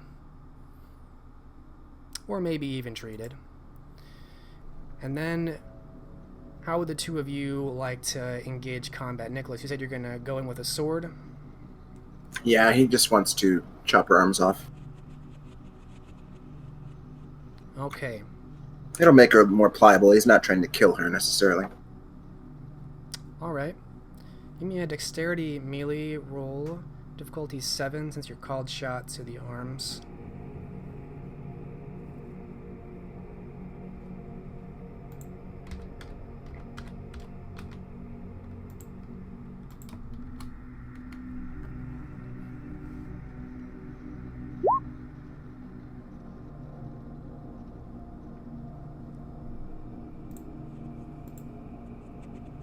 Nice pun.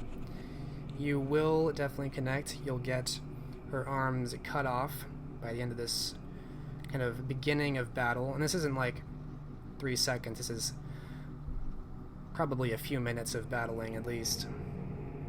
And how is Katya joining the fight? She's withdrawing her sword and getting into it.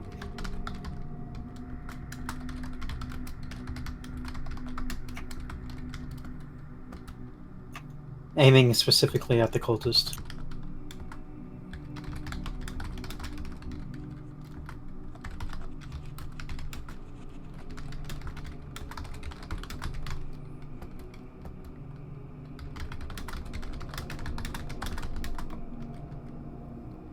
Alright, so you're targeting the cultists. I'm going to start cutting away at them. I'll take a dexterity melee from you as well. Standard. Actually, I'll even give you an extra die at least, since you're attacking a group that's already very busy. Alright. She's looking to flank wherever she can. Oh yeah.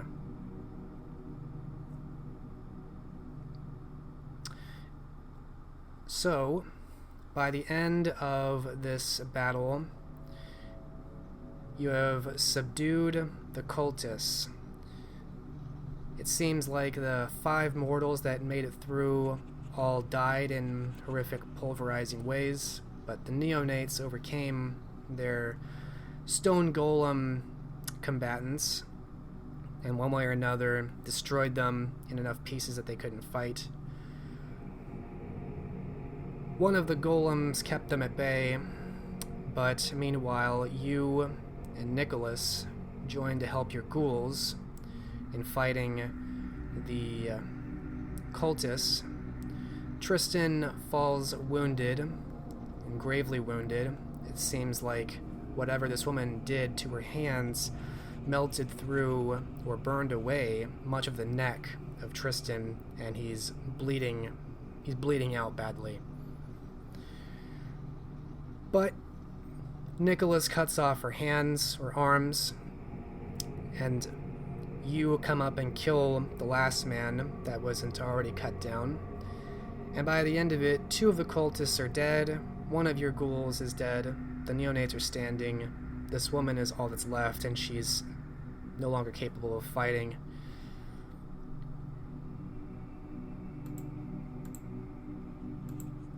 But she probably will die of blood loss if nothing's done about that either. Bring me that torch, Nicholas says.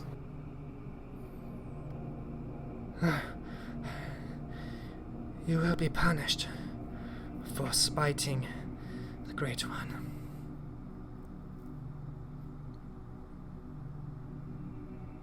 For a moment there, I really thought it might be fun. Katya will get a torch. Or she'll have, she'll have Roman grab the torch. Then I considered the possibility that you'd really try to subjugate me. That made me very angry. He's going to take the torch and cauterize the wounds. This is really going to hurt. She screams in agony. Now, what should we do with her? He turns to Katya. Should I embrace her, you think? Let her suffer for eternity with these perfect stumps.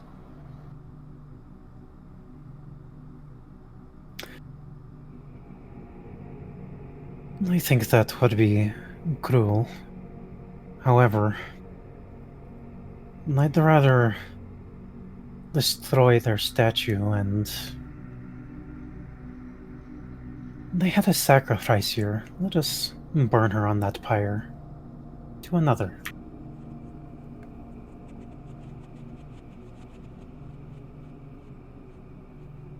Now making sacrifices to some dark god.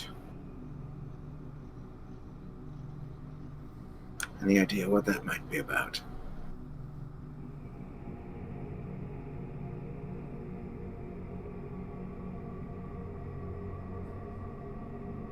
They are pagans, of course.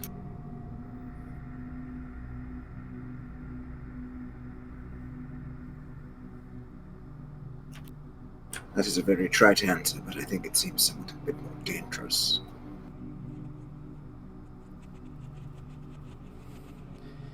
I go willingly into the arms of my master, and I will be avenged. Not yet, you don't, Nicholas says, putting a finger over her lips. While Nicholas is busy with her, Katya is going to go about destroying the main statue of this area.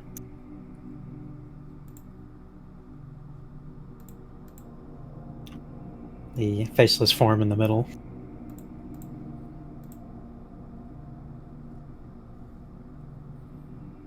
Alright, from the back of it is easier to access, as there is still a fire going, but not only on one side. How are you destroying it?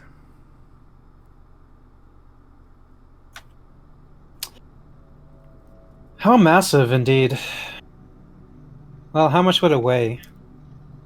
It's about 10 feet. It looks to be solid stone. You gotta think, a couple 1,000 pounds.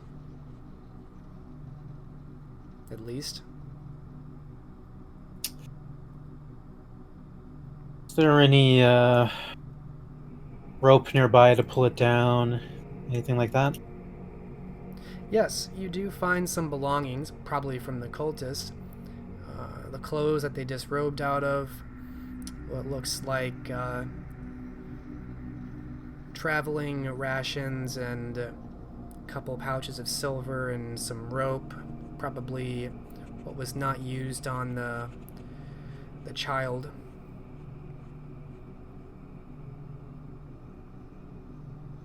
Well, it's enough to tie it around the statue and kind of give more leverage. She'll have help from the survivors to destroy it. You see Roman run up to you.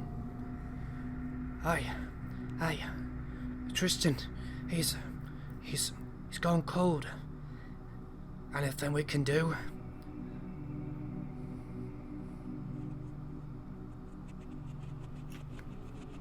Katya doesn't have any medicine, so her response will be, "It is too late, Torium.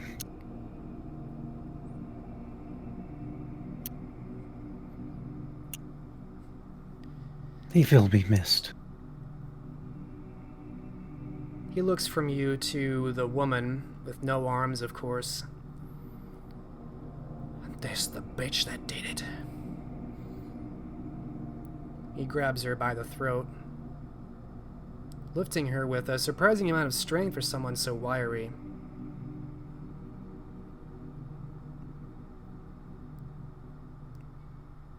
Oh, no, she can't die yet. Not before the boys have had a chance with her. Maybe then. And he throws her to the side.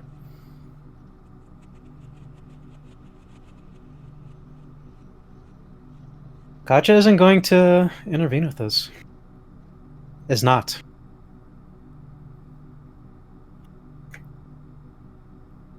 As you say, they are nothing but a filthy sow.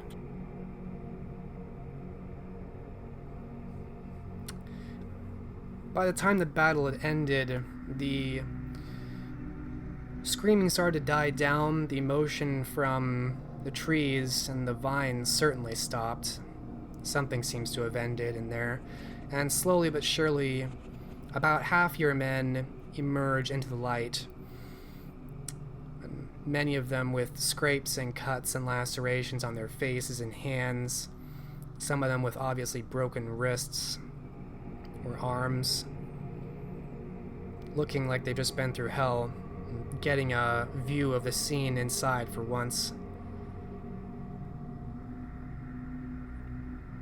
You can see Roman approach them as he drags the armless woman over.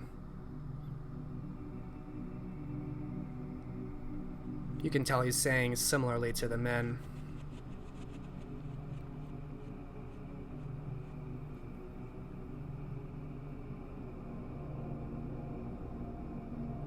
And yes, you are able to get some rope and, with some leverage, pull this thing down, toppling it.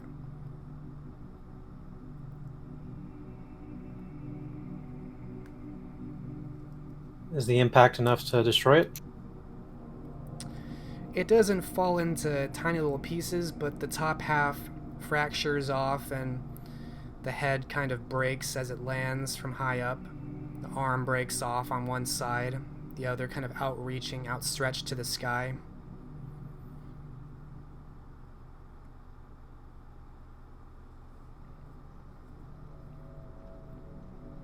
Yes, Katya, yes, you've done it.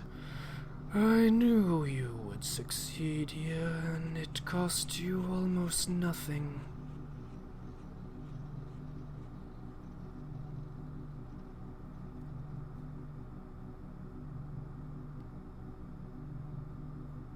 This is true.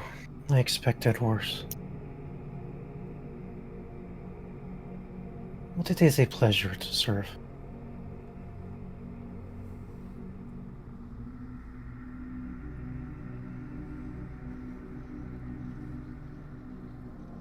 And at that, the scene will fade, zooming out from high up.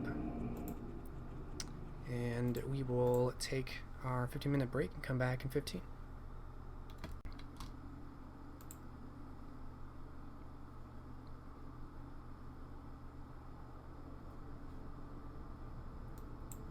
Okay.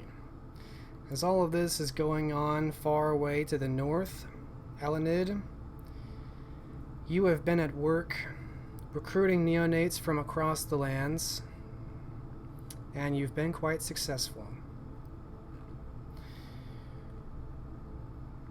In the end, after all of your efforts, by the end of fall of 1457, you have somewhere between 40 and 50 neonates answering the call to come to Norwich and clear out the infested warrens and the sewers, earn prestige in the Covenant, with the unwritten assumption that success in Norwich might mean a place higher in the pecking order, with the now unfilled seats of Norwich's social hierarchy.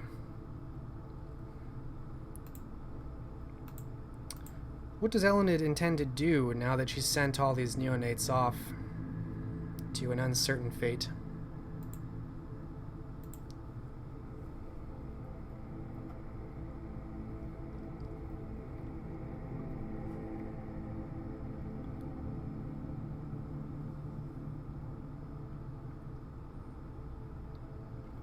Ned, ever the pragmatic one, would actually want to oversee how this goes.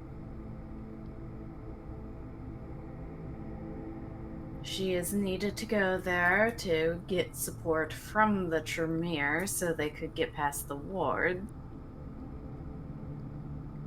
If the Tremere would even agree to that.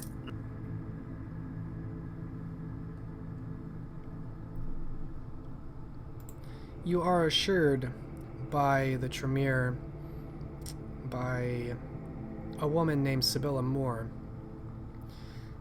that should you face any more wards in the Warrens, they will not pose a problem to you. And she leaves it vague at that.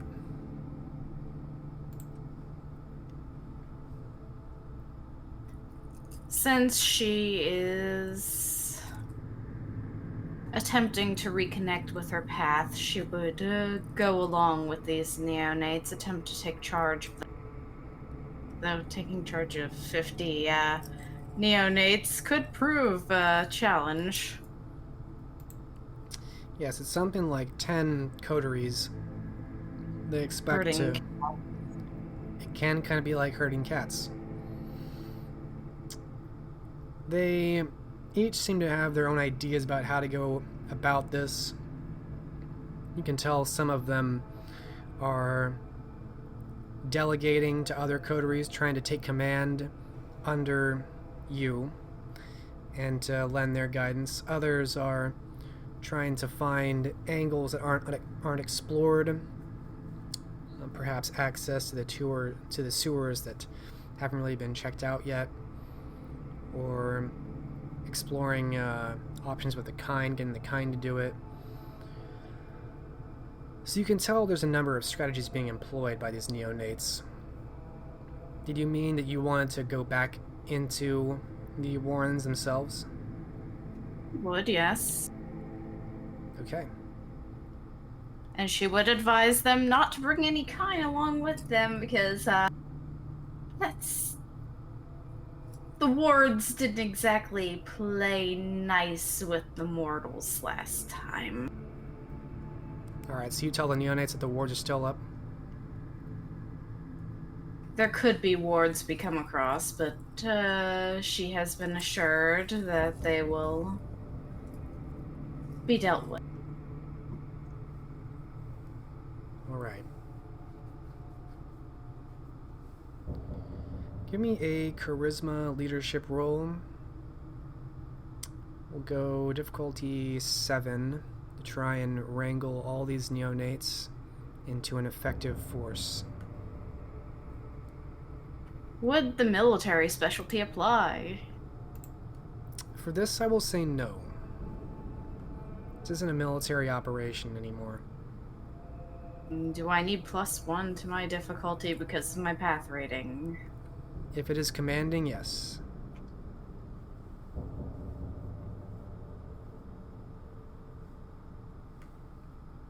Nope.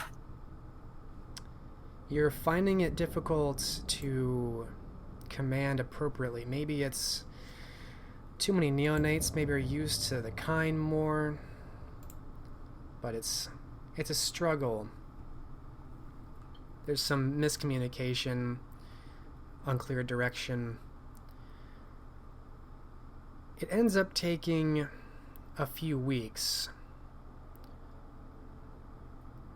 The neonates end up triggering many traps that you didn't. More of the aquafortis, the oil and the pitch, the fire that follows, pitfalls, rooms that collapse and crush. By the end of several weeks of effort, half of the neonates have died.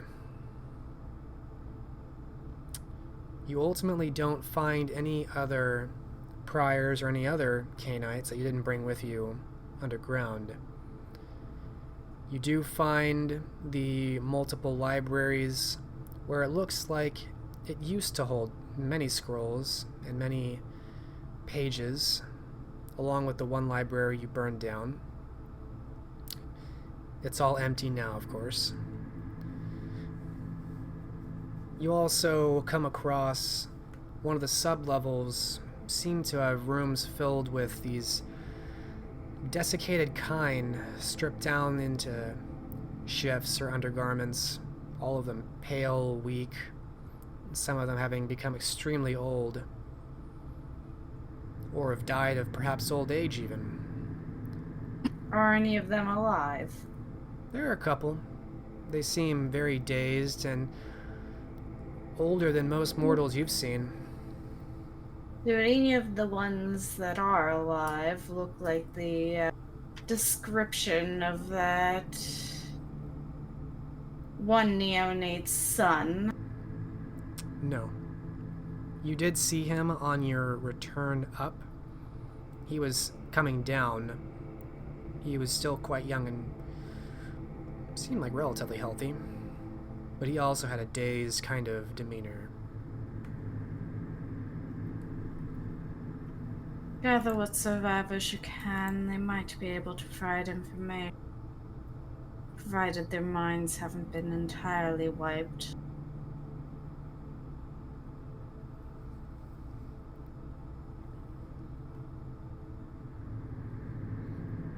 One of the more proactive coteries agrees to head this.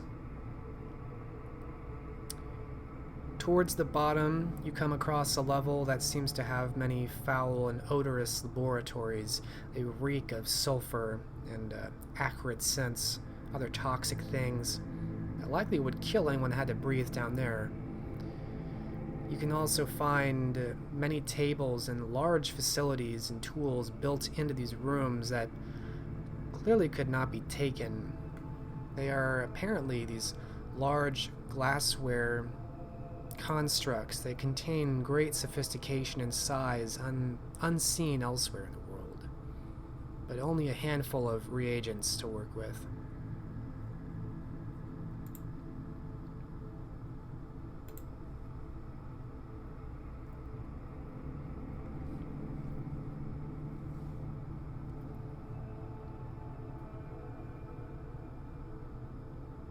She would inspect these, not come into direct contact with them, of course. Could she be able to piece together what they might be for?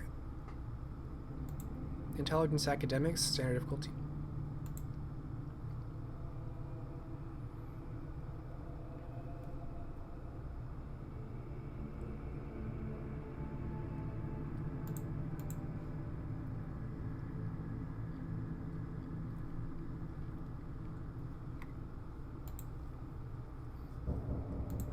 Alright, 2 successes.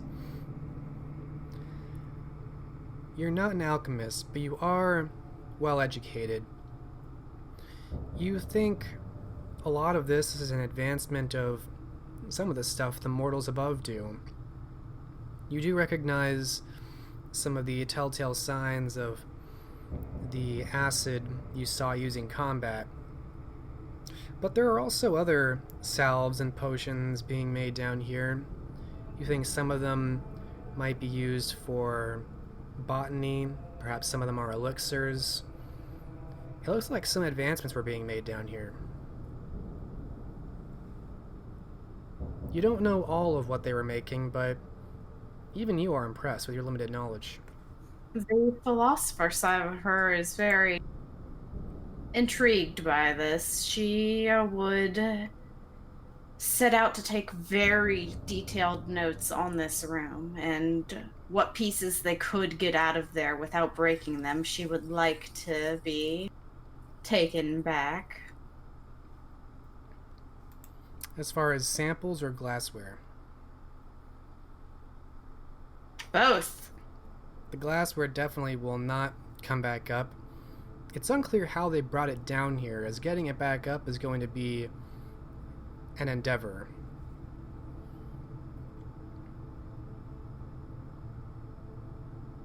And she will take as detailed notes as she can on the structure of it in hopes that it can be replicated.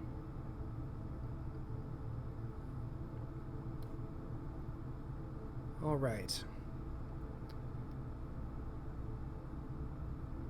Give me another intelligence academics for your note-taking and research. Difficulty here will be 7. This isn't your area of expertise. It's a little bit foreign to you.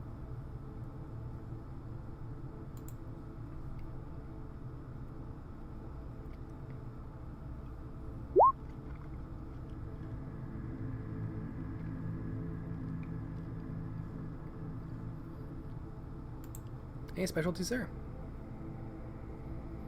I doubt tactics applies unless I'm tactically taking down my notes on what is most important. No, unfortunately not, but 4 successes is still a lot. Despite not really knowing what to focus on, what measurements or what calculations or what descriptions, you managed to get a very good log written and recorded that you could study later, or perhaps take to someone who does know what to do with it. Keep that noted somewhere for the future, if you need it later.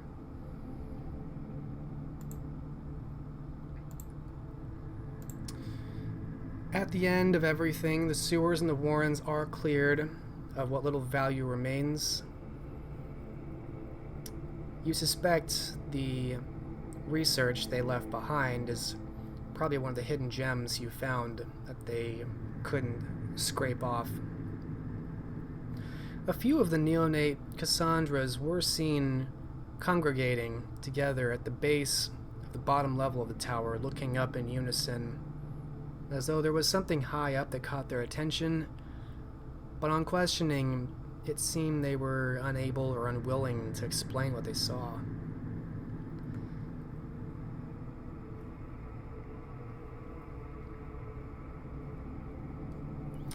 As fall of 1457 ends, no stone is unturned beneath Norwich. And you receive a message from the Council of the Covenant that you've been named Protector of the Realm of Norwich while Praxis is decided.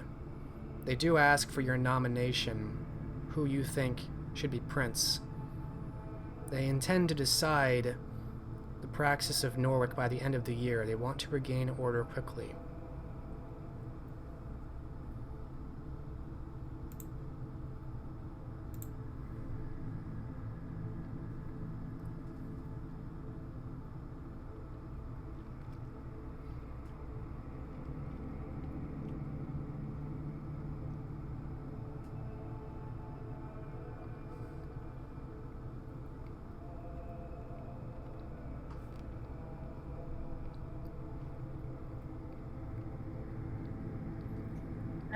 Well, since the person who has a life boon over her practically demanded her to, she will nominate herself.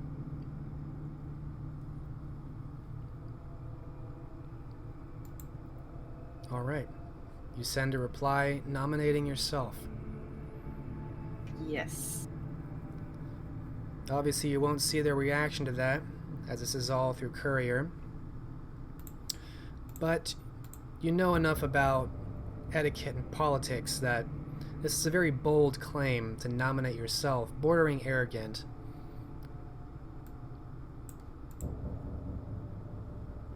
But you are Lord Protector of the realm right now. Or Lady Protector, I should say. And so, for now, you effectively are Prince.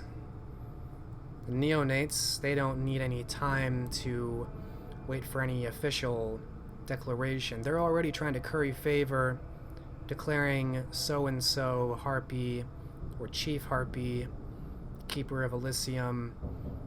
Of course, it's all kind of unofficial, but they all seem quite excited to start putting badges on themselves. The new task she'll have set forth for the neonates is to help restore the city after the damage has been.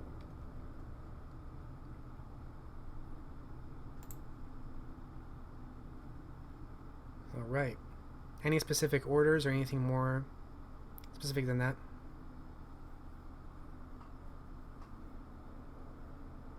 Well, there's a wall that needs repaired that we need to gather some individuals to do. There are quite a few houses that I believe were damaged in that fight.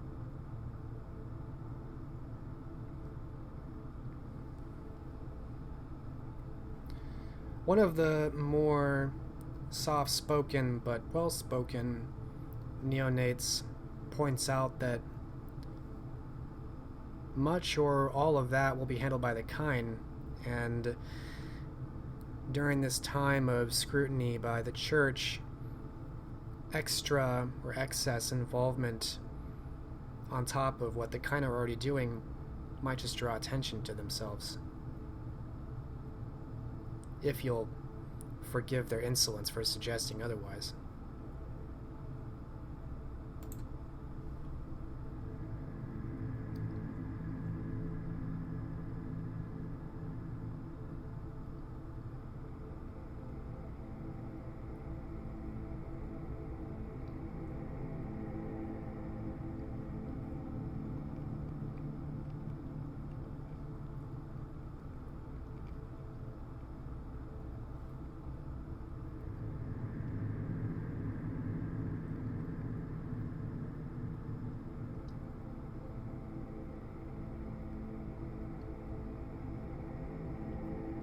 Oh, right, I wasn't pushing down the talk button. She'll admit that overt uses will typically draw their attention, but so long as it is done covertly, it shouldn't be that much of a problem.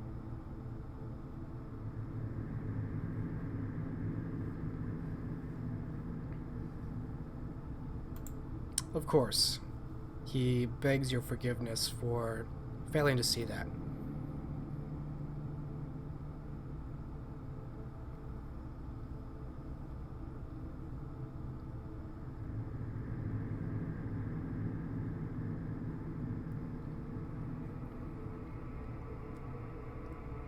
It seems like the neonates otherwise will attempt their best at making subtle moves to restore the strength of the city, repairing the walls and the homes and such.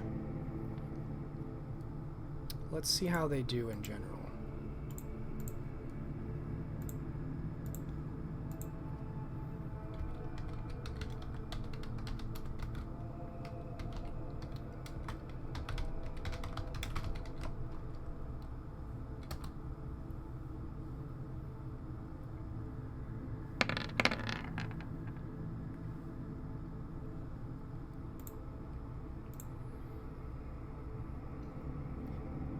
The neonates prove surprisingly effective.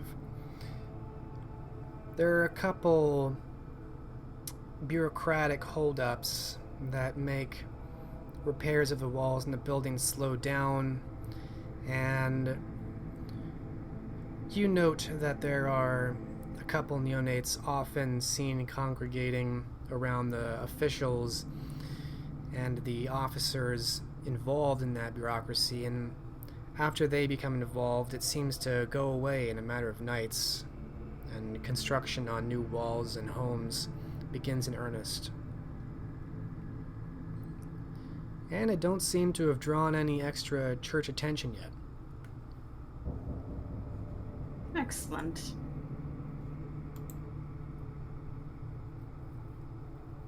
Although one concern does seem to come up, even with half the neonates having died in the traps left behind by Ethelred and his faction, the remaining group is stretched thin for blood. Now, some neonates have claimed territory, and you can tell some of the older neonates have the strength to enforce it. The weaker ones seem to be struggling to find meals.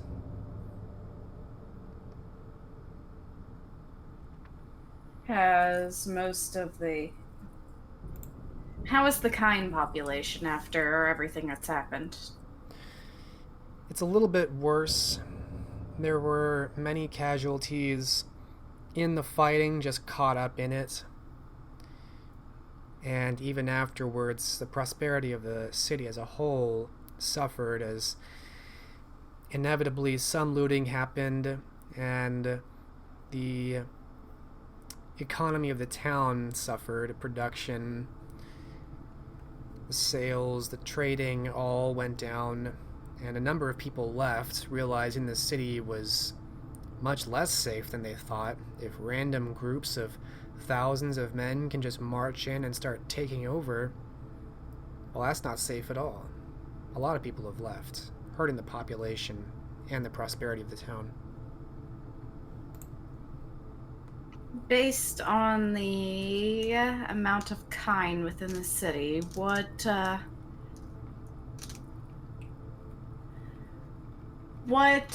population of kindred would it be able to sustain without being suspicious? We don't have survival. I could see this being under politics, though. Kind of rulership. I do have survival, but I do not have medicine. Yeah, there's a few ways you could come to this answer. Either intelligence politics or intelligence survival. I'll go politics. Okay.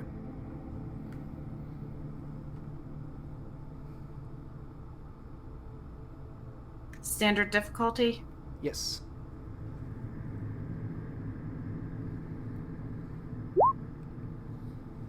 One success. Naturally, this is your first time running an entire city, so you're not extremely familiar with this, but from your experience, a city about this size, the population suffering a little bit, you think around 15 at the very most.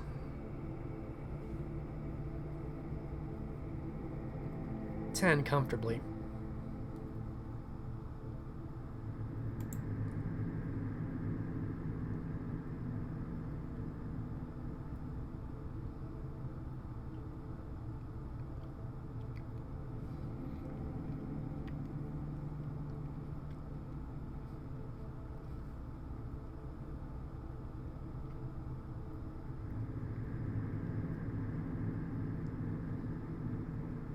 Then she will have a task for... Are there any coteries that are less than helpful in that group?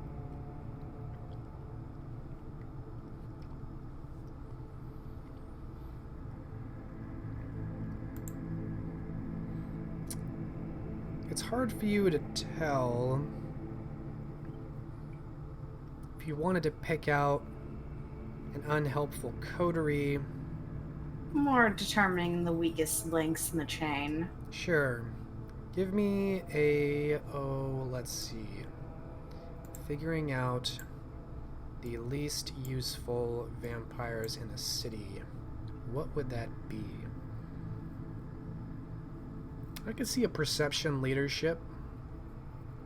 Yeah, I like that. Would detail-oriented apply? Not for this.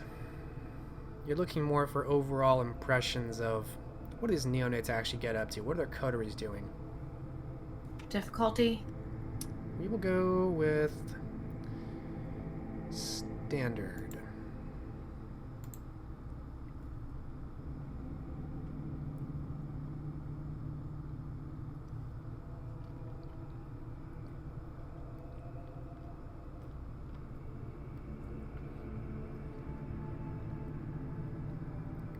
Alright, one success. Of the 25, roughly, neonates that remain, you can think of one coterie of about 5 that has kind of dragged its heels on anything that doesn't revolve around itself. They seem the least willing to do anything that, helps the city prosper, and they do seem skilled in their own respects. They just seem very self-absorbed in their own projects.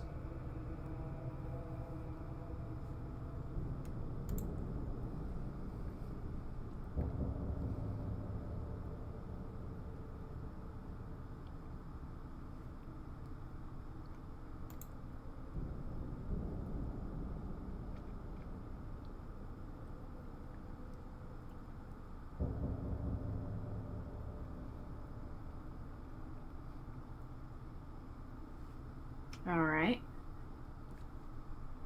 Is that what you were looking for? Yes. She was intending on dismissing them in the manner of penning a letter to the other princes on their academic findings and sending them off so it could be delivered, and making sure they know if it doesn't show up there, she will know. And she will also know if it's been opened. So you want to Effectively use them as messengers to deliver that research she's been able to obtain to the other princes. Okay. And you tell them don't come back afterwards?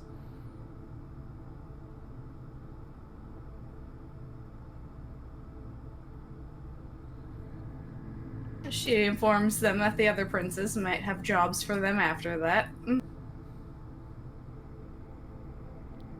Alright, kick the can down the road to deal with it later. Yep. In truth, given the length of time it will take to travel and deliver this, by the time they return, it may actually, well, be a different prince at Norwich, so far as you know. So they agree to it, unsure why an entire coterie must protect this letter, but it must be valuable, it must be important. So they agree, of course. There are different copies of the letter for the different princes, so they get to go on a wild goose chase between the different cities. Yeah, that will take them a damn long time. That's the intention. That will definitely occupy them at least until the next year. And away they go. Now you're down to 20 hungry Canaanites instead of 25.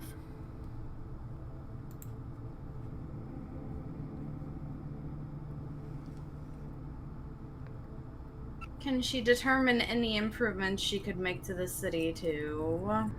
Actually, no, that'd be increasing the financial area of the city. That's what would bring people back.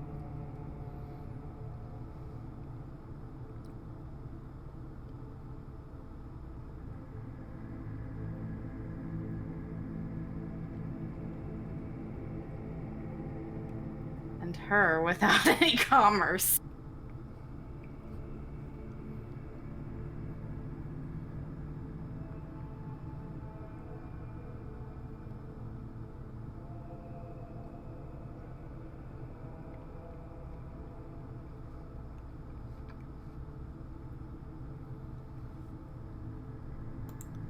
The same soft-spoken neonate kind of clears his throat, looking to see if he can speak, looking meekly to you. She will instruct him to go ahead. My lady, I might proffer a story. I once watched a one-armed juggler juggle 3 balls at once. It seemed he was able to carry far more of these balls than he would be able to if he kept them all at once in his one hand. Perhaps it would be reasonable to consider a temporary relocation of some of these canites, with the promise of returning as another group departs, until things settle enough that all may remain.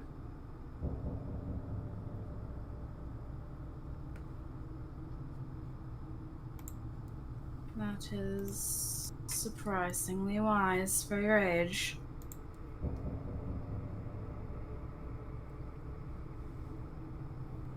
Of course, I only offer it as a suggestion, my lady. I'm certain you have ideas of your own.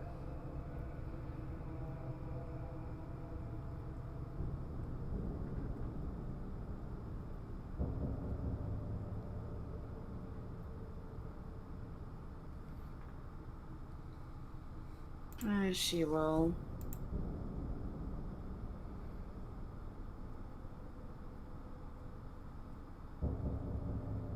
Well, first thing she's going to do is try to work with the Tremere to try to get the city back on its feet, since the Tremere have been here the longest and have the most local know, since they're the only ones remaining.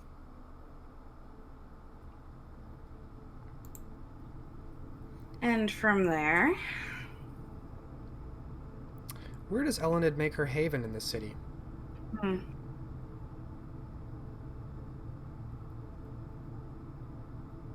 The Warrens. Don't tempt her. But in that time, where was she able to get any of that glass work out? Preferably without breaking it. Let's find out. You send your group of crack neonates, your top guys. Let's see how well they do.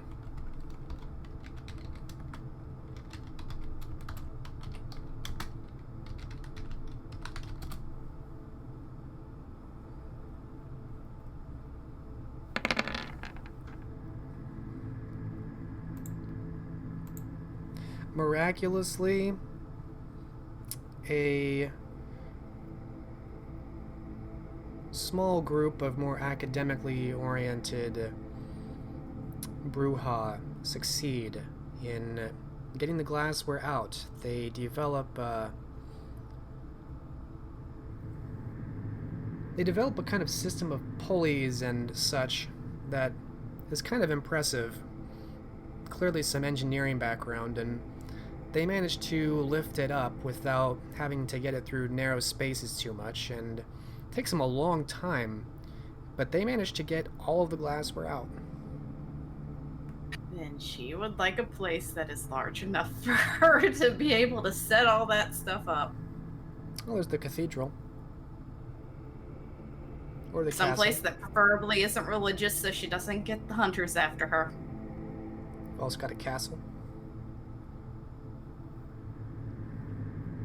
There are many manors and estates, homes, shops, tenement buildings,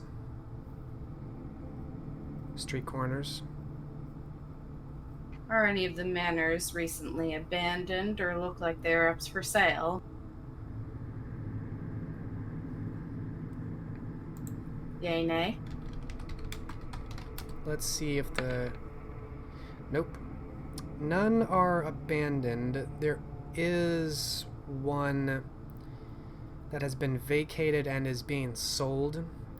It looks like it's a lesser noble, a baron of another land or another earldom that had property here and is trying to sell it, as the area seems to be in decline and he doesn't want to sell at the bottom. And how much is he selling it for, considering the place is basically devastated? The city, I mean. He's selling it at a discount, but it is still a fairly nice manor. Your resources are at 2 right now, I believe. Aye. You will not be able to afford this. Ah, poo. Not even if you use all of a year's income. Well, then can she set up a secondary tenement building and toss this stuff in the basement?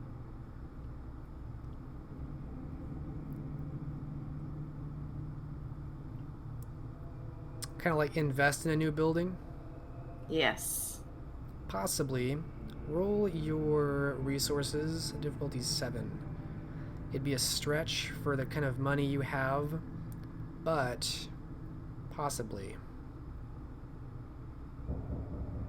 You don't have any finance, right? Nope. And that's botch. Nah, for this, I won't have ones take away. It's just kind of, can you make your money stretch that way or not? And in this case, you really can't. There's no way you can sustain the money you'd need to refurbish an entire tenement building. It just hasn't been that good of a year, even in London.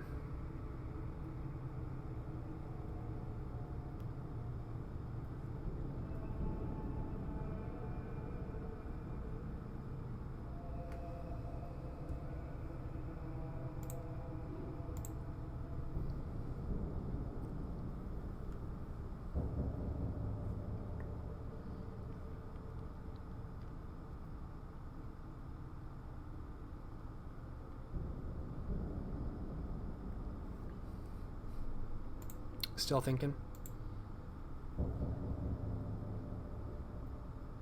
Are any of the tenement buildings abandoned and no one will notice?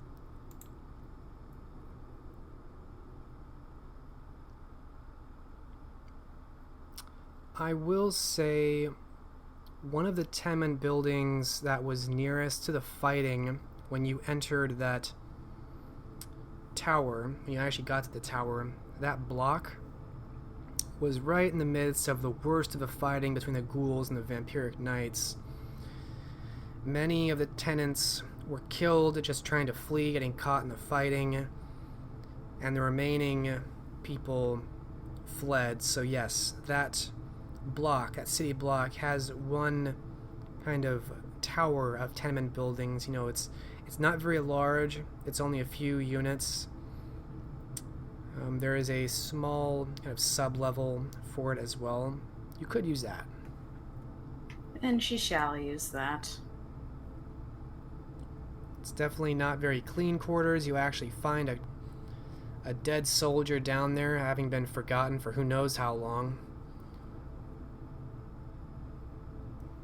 Obviously, this place has not been looked after since the battle.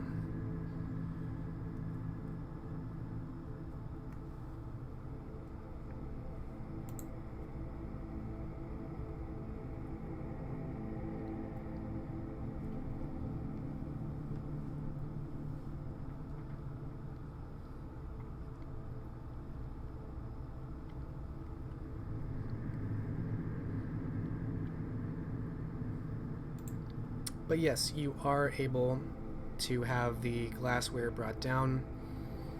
The Bruja that help you are only slightly lamenting when they have to part with the piece that they work so hard to get out.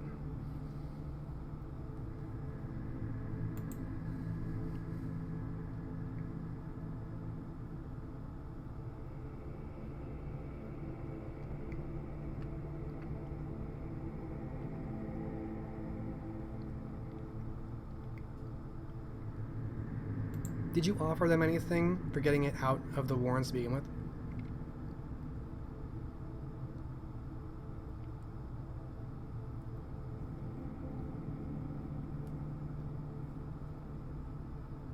Minor boon territory. They ask if you'd be willing to let them carve out a piece of domains they can reliably feed. She will allow this, but first she needs to talk to the Tremere and see what areas the remaining kindred in the city already have staked out.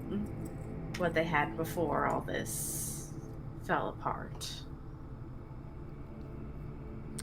Sibylla Moore again greets you in your tenement building and explains to you that there are no Canaanites left that have any domain except for the Tremere, and she marks out a surprisingly large chunk of the city that extends beyond what Nicholas says he found as domain that they own and have hunted on for many decades. Can I roll to see if she's lying? Yes, you may.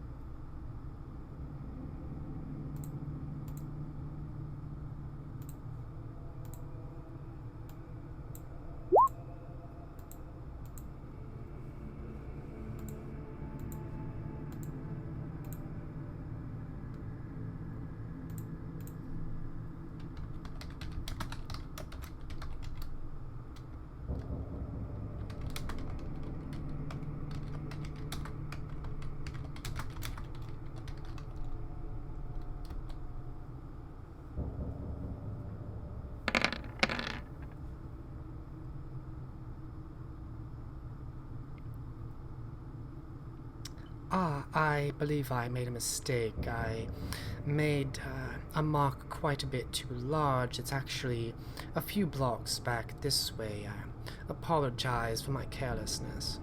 She's carefully watching in case Sibylla tries to do something funny like that again.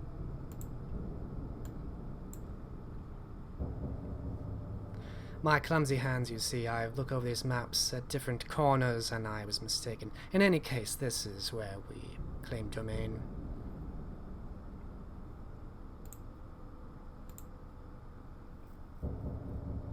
Is the second depiction of what their domain is more accurate? It's about half the size it was before. Would you like me to roll again? No, with 4 successes against her none, you can tell that she's not trying to fool anybody now. Of course, it is only natural. Everyone makes mistakes. Of course. I will keep this in mind and make sure the neonates do not encroach. Thank you, my lady. I'm sure we'll all be calling you Prince soon. And she smiles widely and bows. She gives a small smile in return, if it is deemed that I am worthy of that title.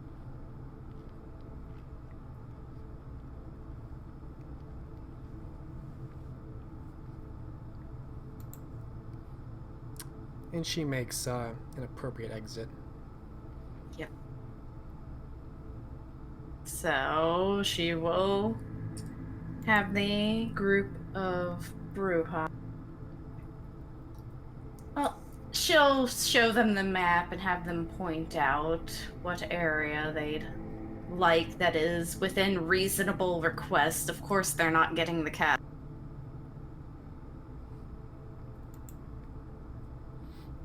They're pretty reasonable with their requests. They actually request less than perhaps you were expecting. It's barely more than a couple blocks of housing and feeding.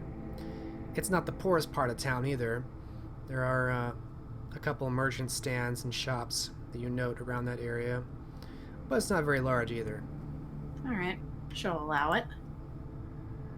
And she will dismiss some of the other neonates to help ease with feeding as well. Temporarily, at least. And send a letter to Nicholas about the new academic findings they found.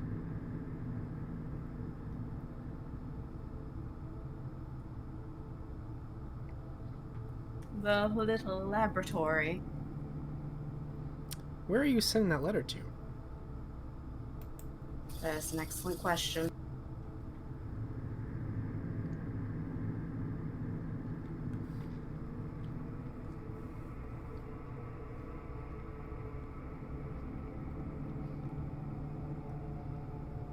Well, she knows where his haven is in Bristol, so she might as well send it there. Okay. A letter sent to Bristol.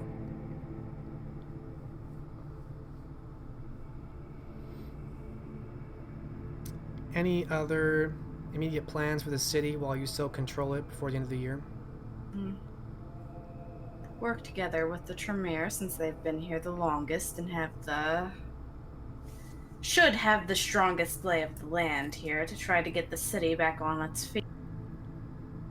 And regarding your plan to temporarily displace Canaanites, give me an intelligence leadership roll, standard difficulty. Just kind of plan out the logistics of who's leaving, when they're returning, what plan this is, how it works.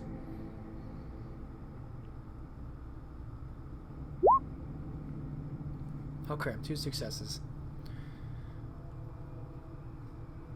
So you put together a pretty robust plan, much like this individual suggested. And it seems to be pretty fair overall. You're able to send a coterie away for a year. When they return, another coterie leaves, and so on. And it immediately improves the morale and the feeding status of the city, as, while certainly a bit cozy, Canaanites here have enough territory and kind of feed on without causing problems, which has earned you a bit of goodwill from the neonates. Not from the ones that have to leave, but at least they understand they have somewhere to come back to.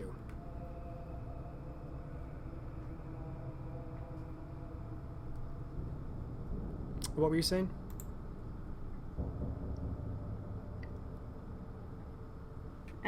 Nothing.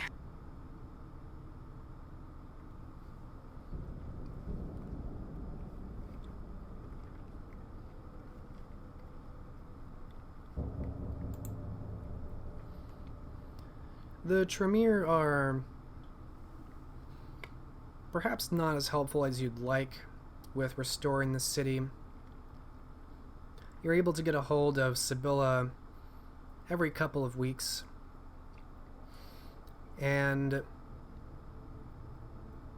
they seem to have knowledge of the city, but not the kind of knowledge you need to improve the finance or the trade or the infrastructure. It seems like they weren't involved in that very much, or if they were, they don't care to tell you. And so you get a lot of kind of empty promises or half answers or information you didn't really need or ask for. Doesn't seem like this is their forte.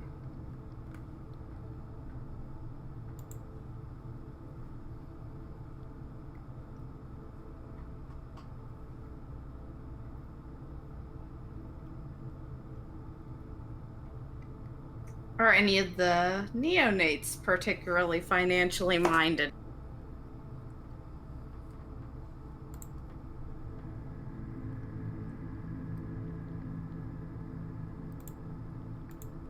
Yes, the one in the same individual that keeps giving you advice, who reminds you his name is Faustus, he seems to have some background in coin. He references vaguely and offhandedly having managed some business back in the day and being at least a little bit familiar with the mercantile trade. Alright, then she will work together with him to try to get things off the ground.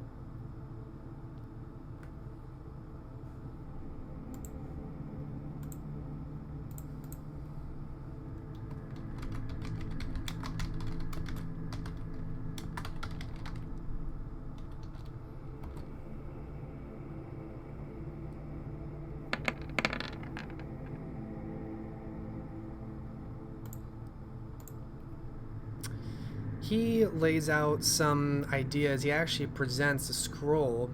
As soon as you bring it up, he points out he just happened to have a few ideas in case you asked him, and unveils an intricate scroll of changes to infrastructure, changes to merchant location, reducing or changing fines and fees, taxation.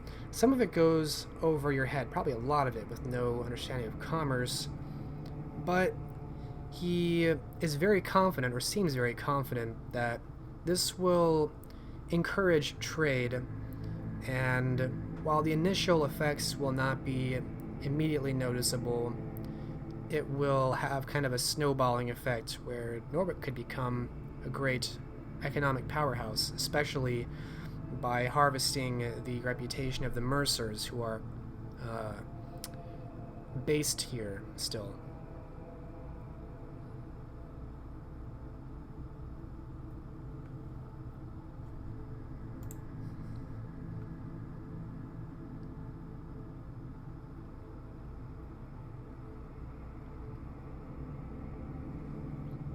Alright, since he seems to have things under control, she will leave him to it.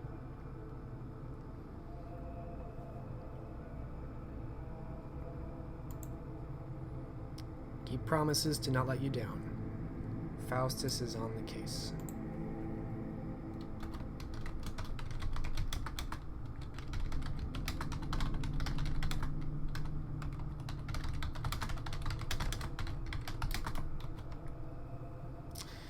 Towards the end of the year 1457, as winter approaches, you get a visit at your tenement building by none other than your sire, who seems to have traveled all the way to come see you.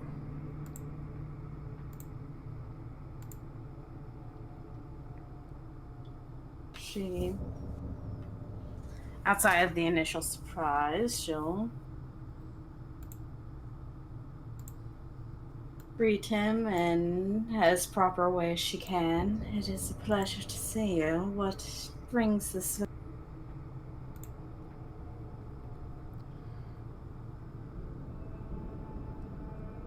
I wish to see for myself the success of my child.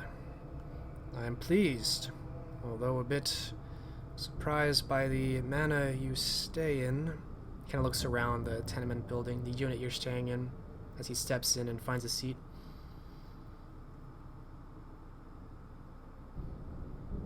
Ah, yes, that.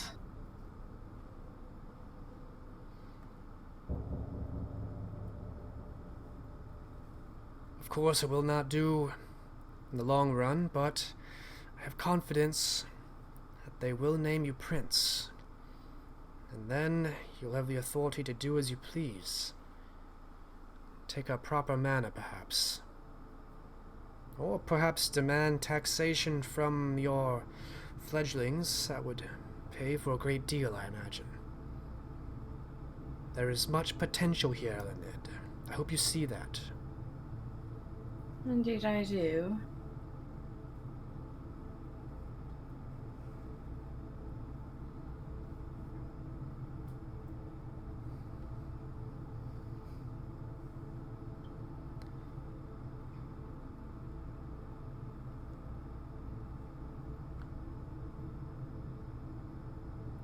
Though there is also the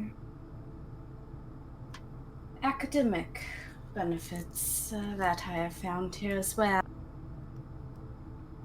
Academic. He looks confused as he crosses his legs.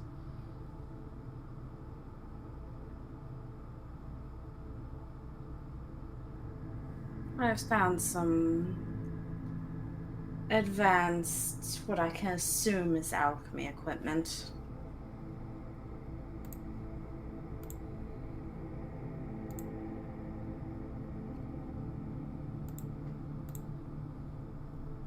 That they were using for a great number of things.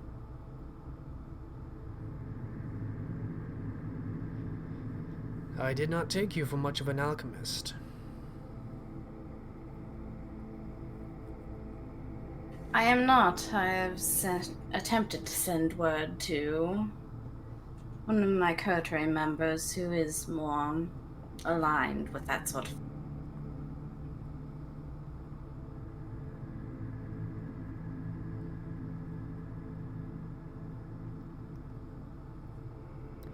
But I know enough to know that the equipment they had was certainly not standard fare.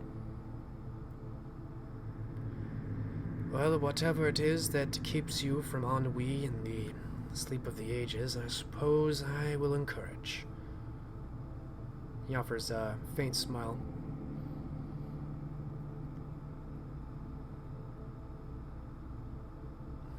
You've been at this for a number of months now. How lies the crown? It seems to be going well enough.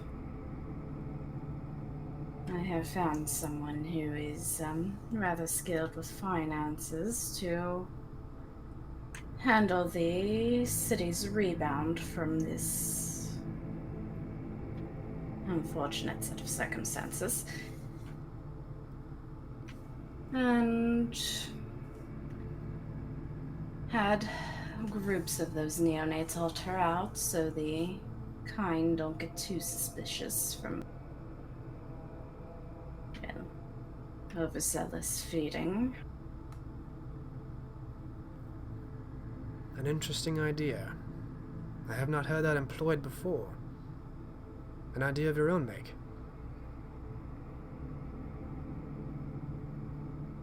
In part my own.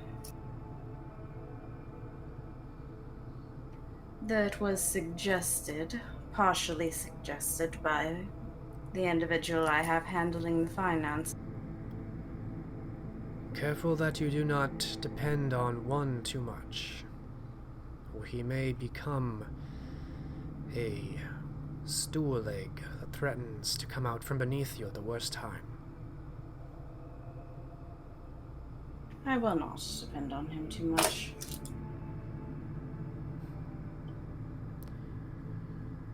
Your expression concerns me. You seem closer to the beast. Is everything all right? I am quite fine. Is the times before gaining my new title has been a bit taxing, but is nothing I cannot recover from. That is good. I would not wish for one of our clan to take Praxis, only to falter their beast and embarrass us all. I'm sure the patricians are waiting for just one moment for you to slip up.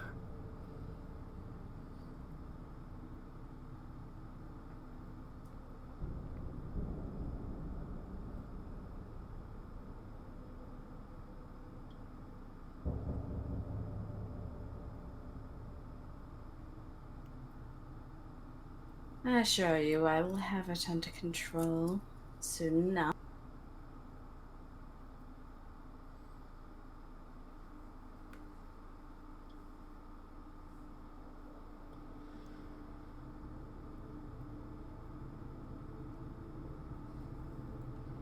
Kincaid has begun to ask after you.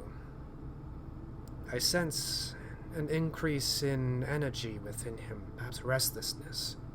It is a bit unusual, to be truthful.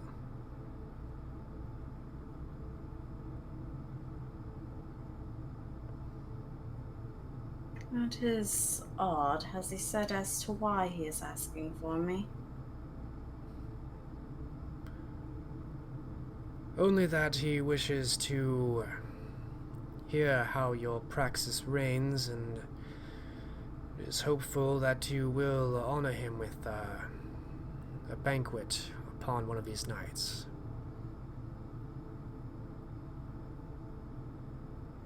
There would be much preparation to go into such a thing.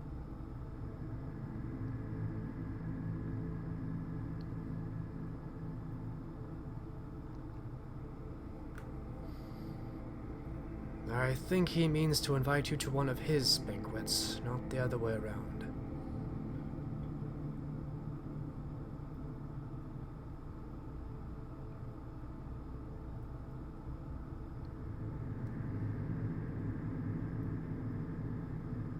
That is more concerning.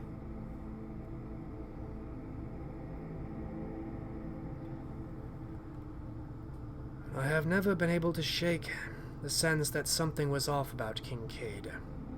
But I also cannot deny that he has been a fair prince, from all that I can see, and formidable in truth. Perhaps I should not let my superstition get the best of me.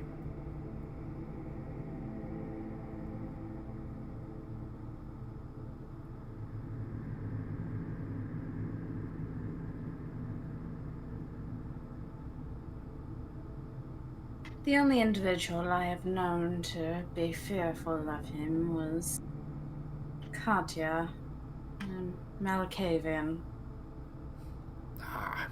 He kind of waves away. I do not know why she fears him, but she refused to see him. I would not put much weight behind the fears of Cassandra. They fear their own shadow upon the wrong moon.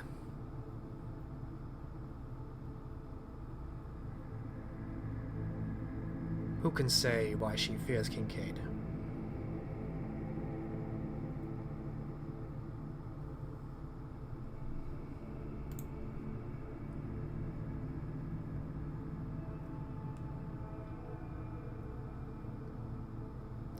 I am not saying that you must or even should go to this banquet. However, now that you are escalating to a level of power which I must admit even I have not reached, with that status, it may prove invaluable or even necessary to have an ally like Kincaid. You may be about to enter a realm of politics that will dwarf that which you faced before.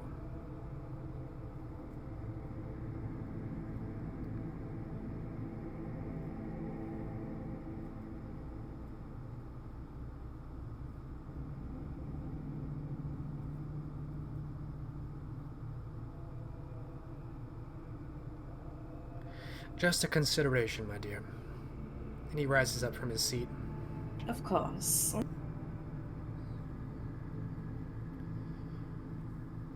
I will stay the rest of this eve and the day, and I intend to leave on the morrow. I wished only to see how you were doing. You seem quite well overall, and this pleases me.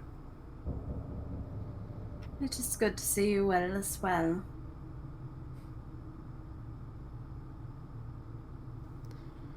Remember, do not give those Venture any reason to seize upon your weakness. I have no intention to. He smiles warmly, bows his head respectfully, and then parts.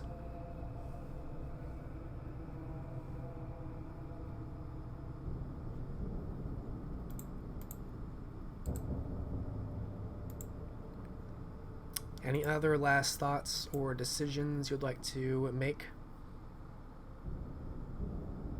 The only question I have is, Has she received word back from anyone about those notes or information she sent out on that? The advanced glass work and alchemy station? Not yet, but courier messages, especially ones that aren't riding hard day and night, exchanging horses, can take a while to travel as messages back and forth. Alright.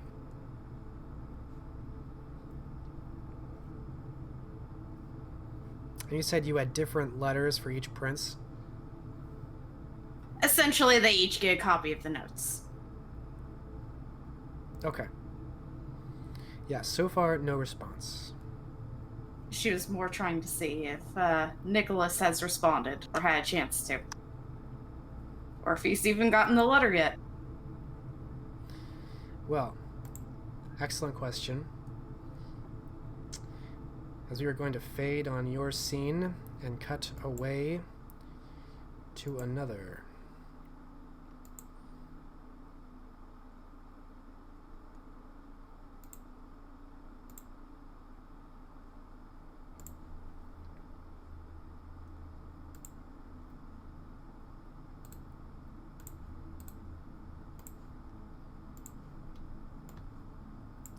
So we cut back to Nicholas and Katya in the aftermath of your attack on the summit of Pendle Hill.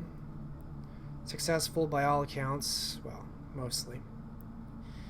You did lose your ghoul, Tristan, as no one tended to his wounds and he bled out there at the summit.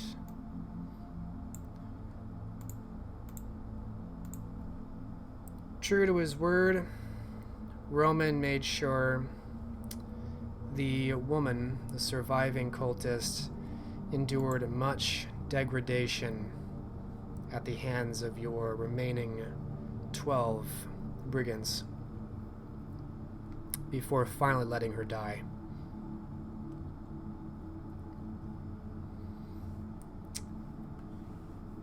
There was some silver to be gained, mostly indirectly, as there were tomes and other unusual artifacts that were able to be sold to either churches or fences for good silver. So the men were not entirely empty-handed for all the hell they went through.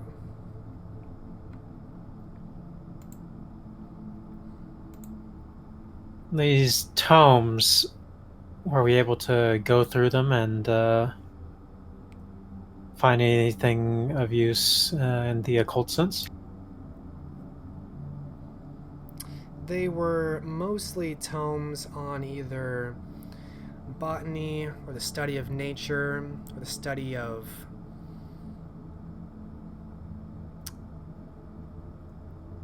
early physics.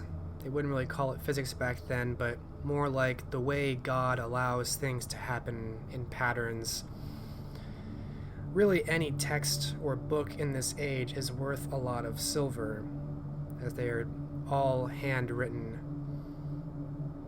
And so by that token, it's worth quite a bit. I will say you also find, it seems like a journal left by a woman named Viola. You have to assume it's the woman who was raped and then killed.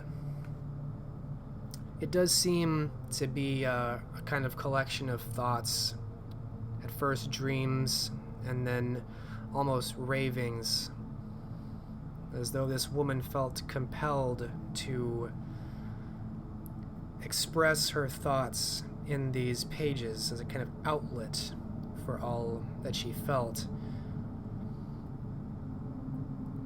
It seems to chronicle her interactions with what she describes as an elder god, something before the time of Adam and Eve, something more primordial. She never names it. It's almost like she makes a point of not naming it.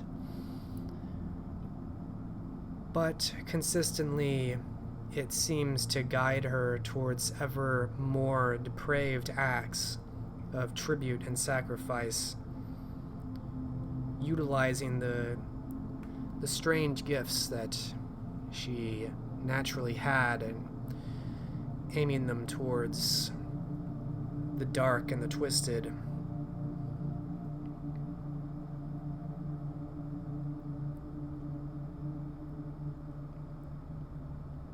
It seemed that through these tributes she grew stronger in her powers.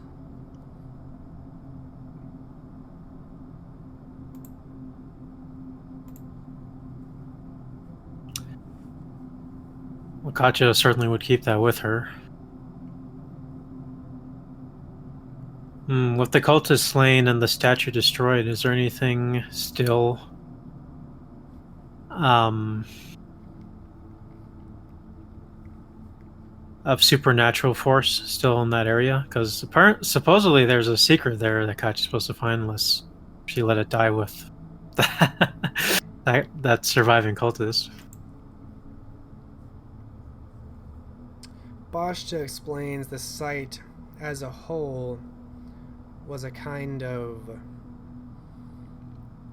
beacon. There is no real word for what he wants to describe this, but it's like a concentration of power and energy that was being used by these cultists and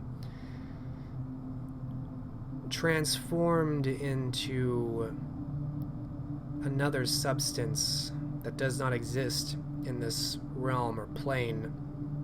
Much of what he says does not make sense to you, but he tries to explain that it was important that this temple be destroyed, as the same masters that slew your sire and caused you to flee are also present here in Britain.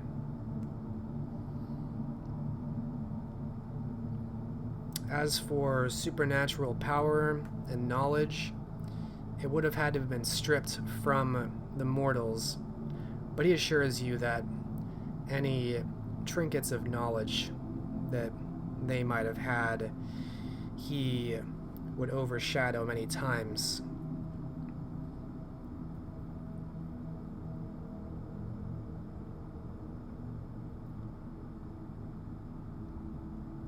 Oh, is there any way that this place could be used to be dedicated to the entity Bashta?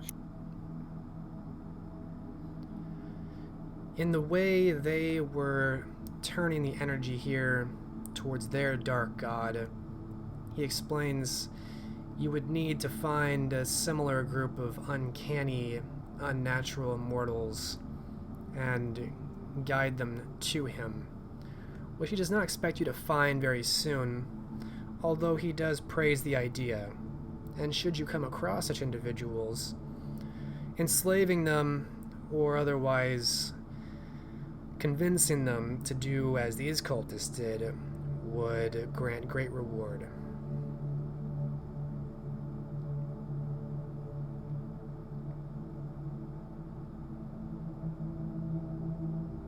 And does she get any reward for what she did here?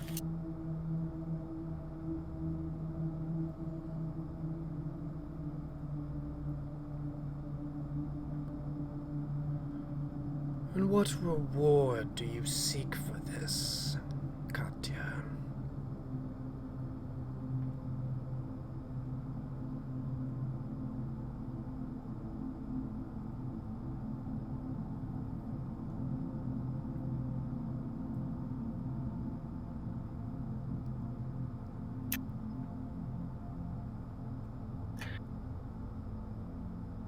I do seek more knowledge. That will lead to more power.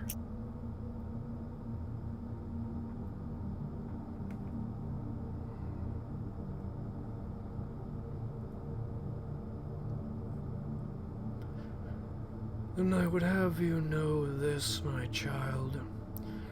Our foe is not defeated because one temple has fallen. Several must be destroyed.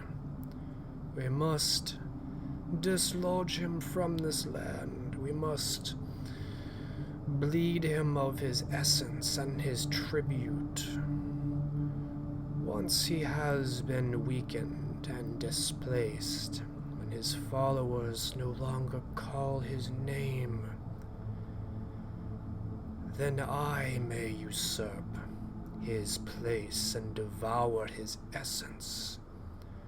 When I manifest upon this realm, then you will know power like no Get of Cain ever has.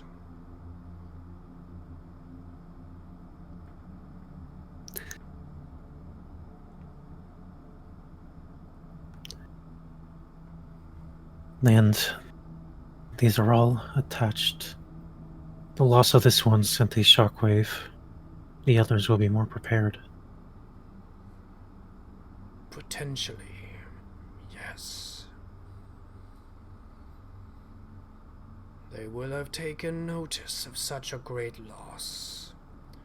Do not expect our foe to command many of these unnatural mortals. I imagine they were quite a prize to him.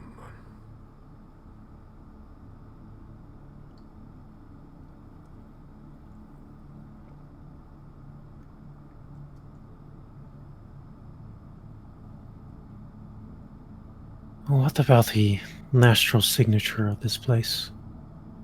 Could more be discovered in its realm?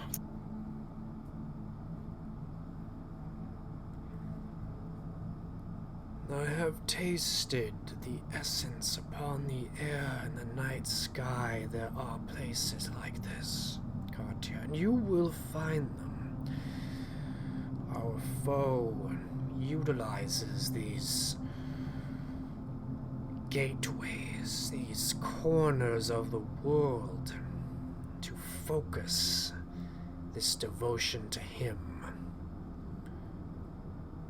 Alas, I cannot siphon their power without cultists like his own, or without my own temples.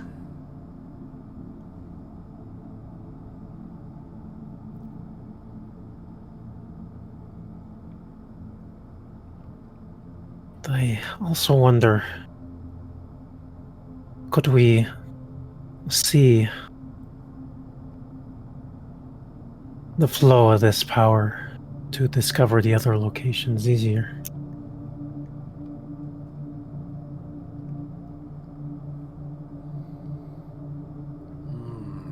Perhaps. If you convinced your companion to try and view that which is not seen, he may see the veins of this land for what they are, and where the dark and sickened beating heart lies.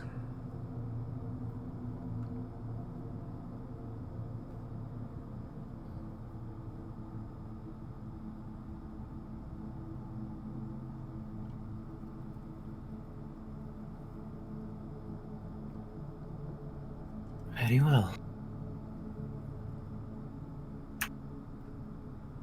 I don't suppose you can give something more material to get more of a force.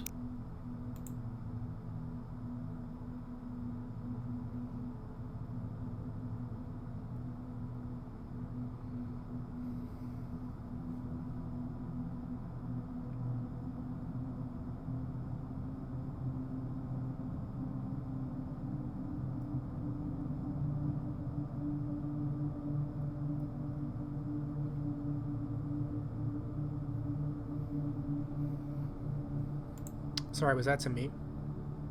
Yeah. I'm sorry, what did you ask? She's asking Basha if he can give her a material reward. Or give her the location of something that would be of great value so she can use it to get more of a force.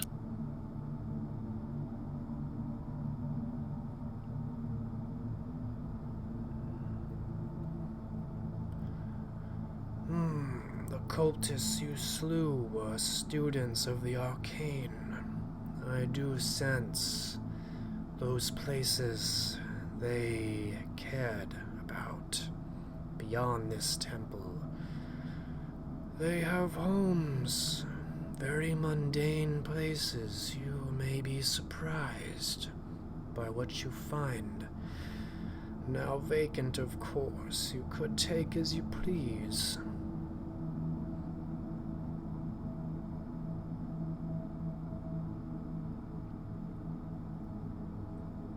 And their homes are in the village we came from.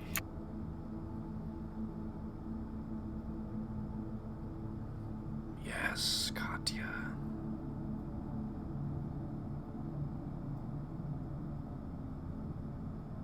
Wonderful.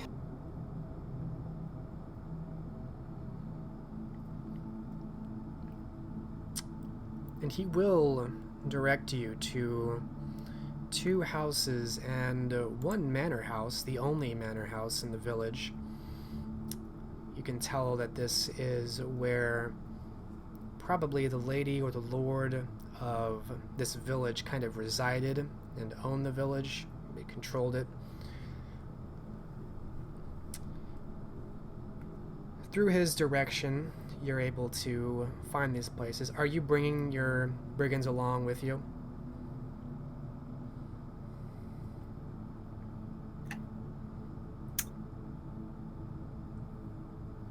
She'll have the brigands rest at the tavern with all the silver they will be getting from the book selling, and give them a good night off.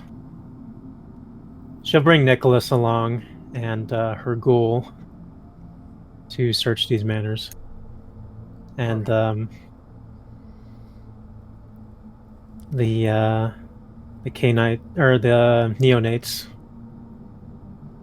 she'll let them wait at the tavern as well. Okay. Between you, your ghoul, and Nicholas, you have more than enough manpower. The homes are actually quite mundane.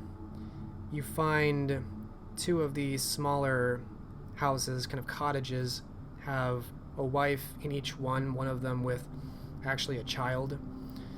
And initial conversations, you can tell that they're expecting their husband to come back. Both of them are each worried about their husbands. And Bashta can help guide you to a chest that they've kept hidden, even from their wives, where it does seem like they kept a little bit more resources. Not a treasure trove of any kind, but definitely more silver than this cottage is worth. And the manor house, you learn, must have been owned by this woman, Viola. And there's some household staff there, but there are no real guards.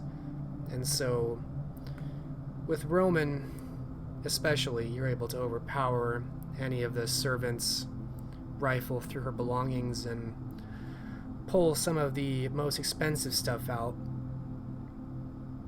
And so between that and selling the books, you come away with a pretty handsome reward of silver. Although this village is devastated and they've lost their lady, which apparently she was either running the town or owned the village.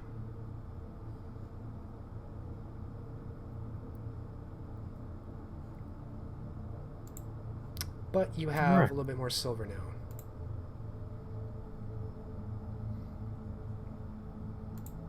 This is great news. Katya would also have let Nicholas know that at the site of power there is a astral trail that she cannot pierce. If he was willing, there could be great secrets gained, especially the true source of the power in the astral realm. She would have let Nicholas know this and see what he decides to do.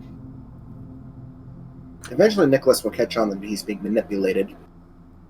She keeps appealing to his intellectual vanity, which is the only way he can be flattered, really. So he's happy to look into it using the Eyes of Chaos.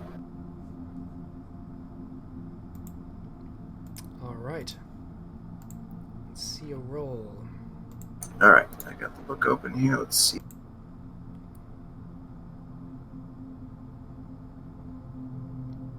Eyes of Chaos.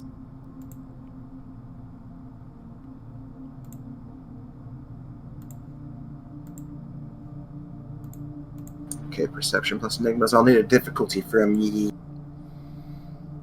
I think the difficulty is based on familiarity, if I'm remembering this correctly.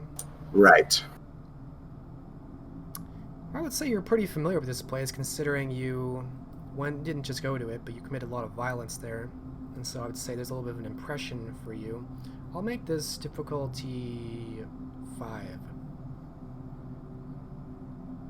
Alright. Nicholas will look upon this place and the pattern of ley lines that likely lie beneath. He will shift his vision into realms beyond, where madness swirls in the murk.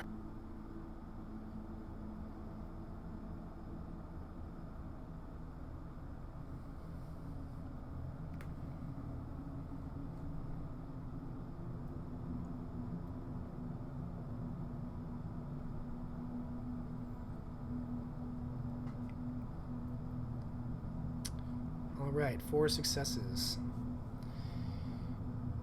You look upon the dried blood spilled in the grove, and the blood begins to move, or at least to you it seems to move, and it spreads out in lines.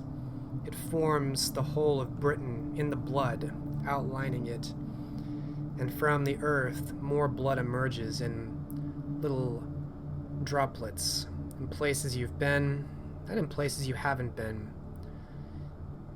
And you can feel each time one of these little sprouts of blood emerges from the ground, there is a sensation of pain and despair, of guilt and betrayal. You experience these mortal emotions, hopelessness, fear, the sense that your trust has been misplaced. All these things, all this washes over you each time, and in the background, somewhere in the distance, you hear the echoes of screams. Looking at this and experience all of this, give me a willpower roll, difficulty 8.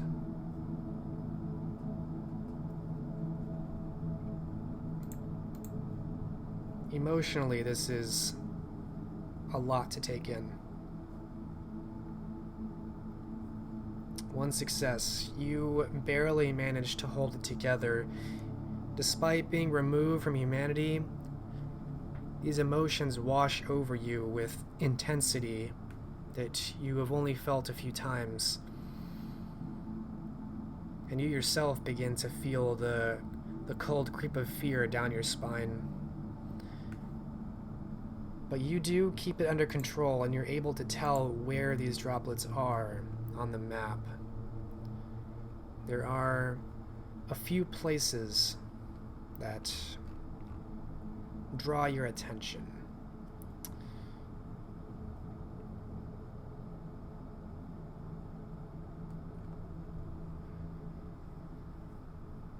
When you compare this to a map,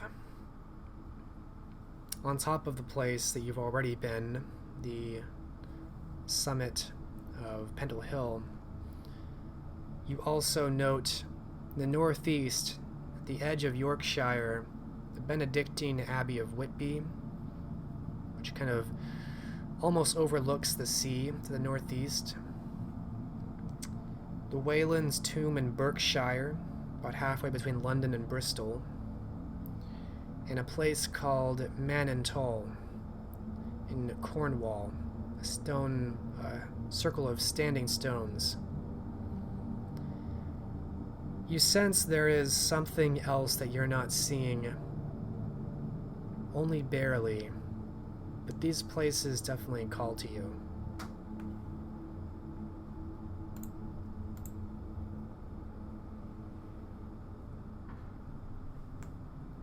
Just taking some notes there in my notes.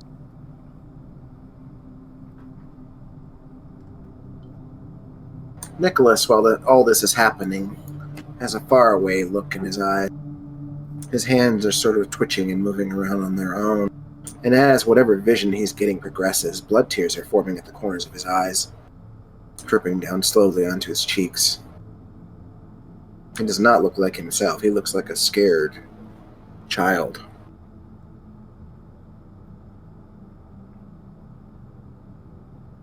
Katya will narrow her eyes with slight concern at this vision.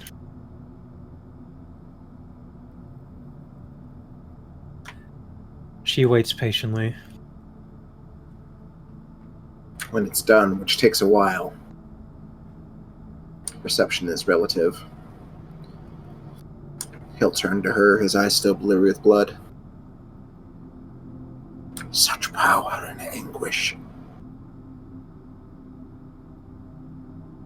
We choose to seek it out. That we do. I will need a map. I will show you where they lie. Those that I could see. I will provide this for you. But I wonder, would you like a taste of this power?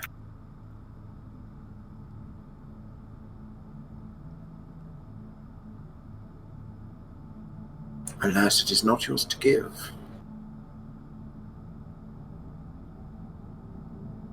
Did not that fade with the souls of those three? Not this one.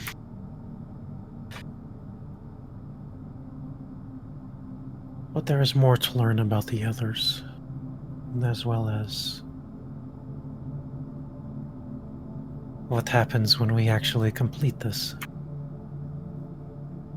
Careful, Katya. You're beginning to make me believe you're toying with dark forces.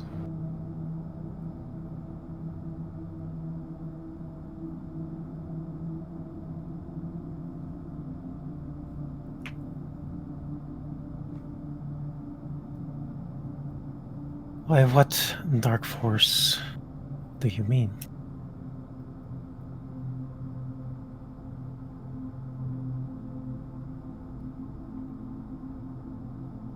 He just smirks with a little,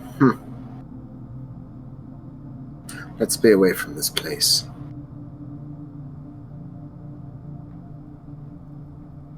We shall.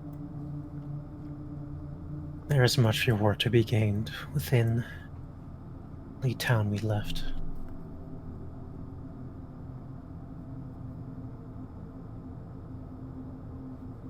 Yes, and I grow hungry still.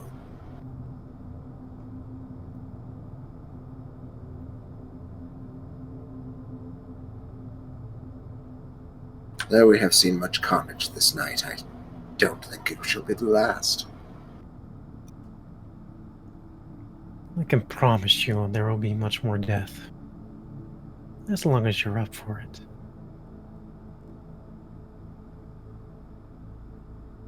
So long as there is knowledge to be gained from it, I'm always up for it, as you say. Very good. Katya will give a smile at Nicholas.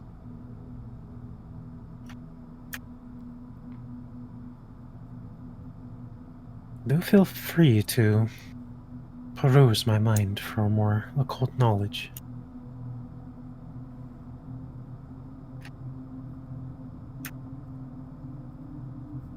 I do hold the minds of other Canaanites to be sacrosanct.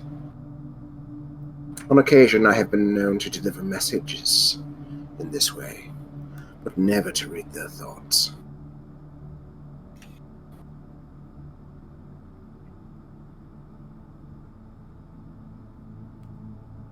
This is true. I did not think of your ability in this way. But no. I merely meant the things I already know. And speaking him willingly.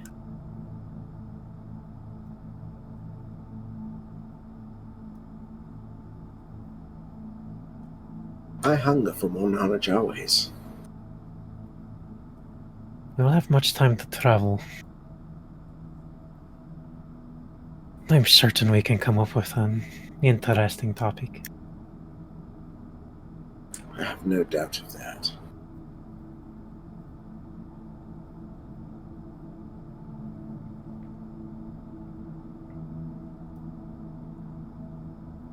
With that, Katya will begin to leave, and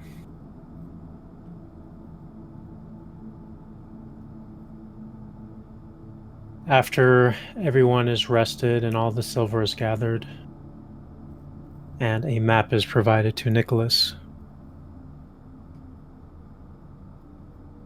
we can begin plans for recruiting more and rewarding those who survived and increase their morale. How have the neonates taken all of this? I was about to ask the same question, actually. Yeah. Well, we'll have to find out next week. Damn. The scene fades, the session closes.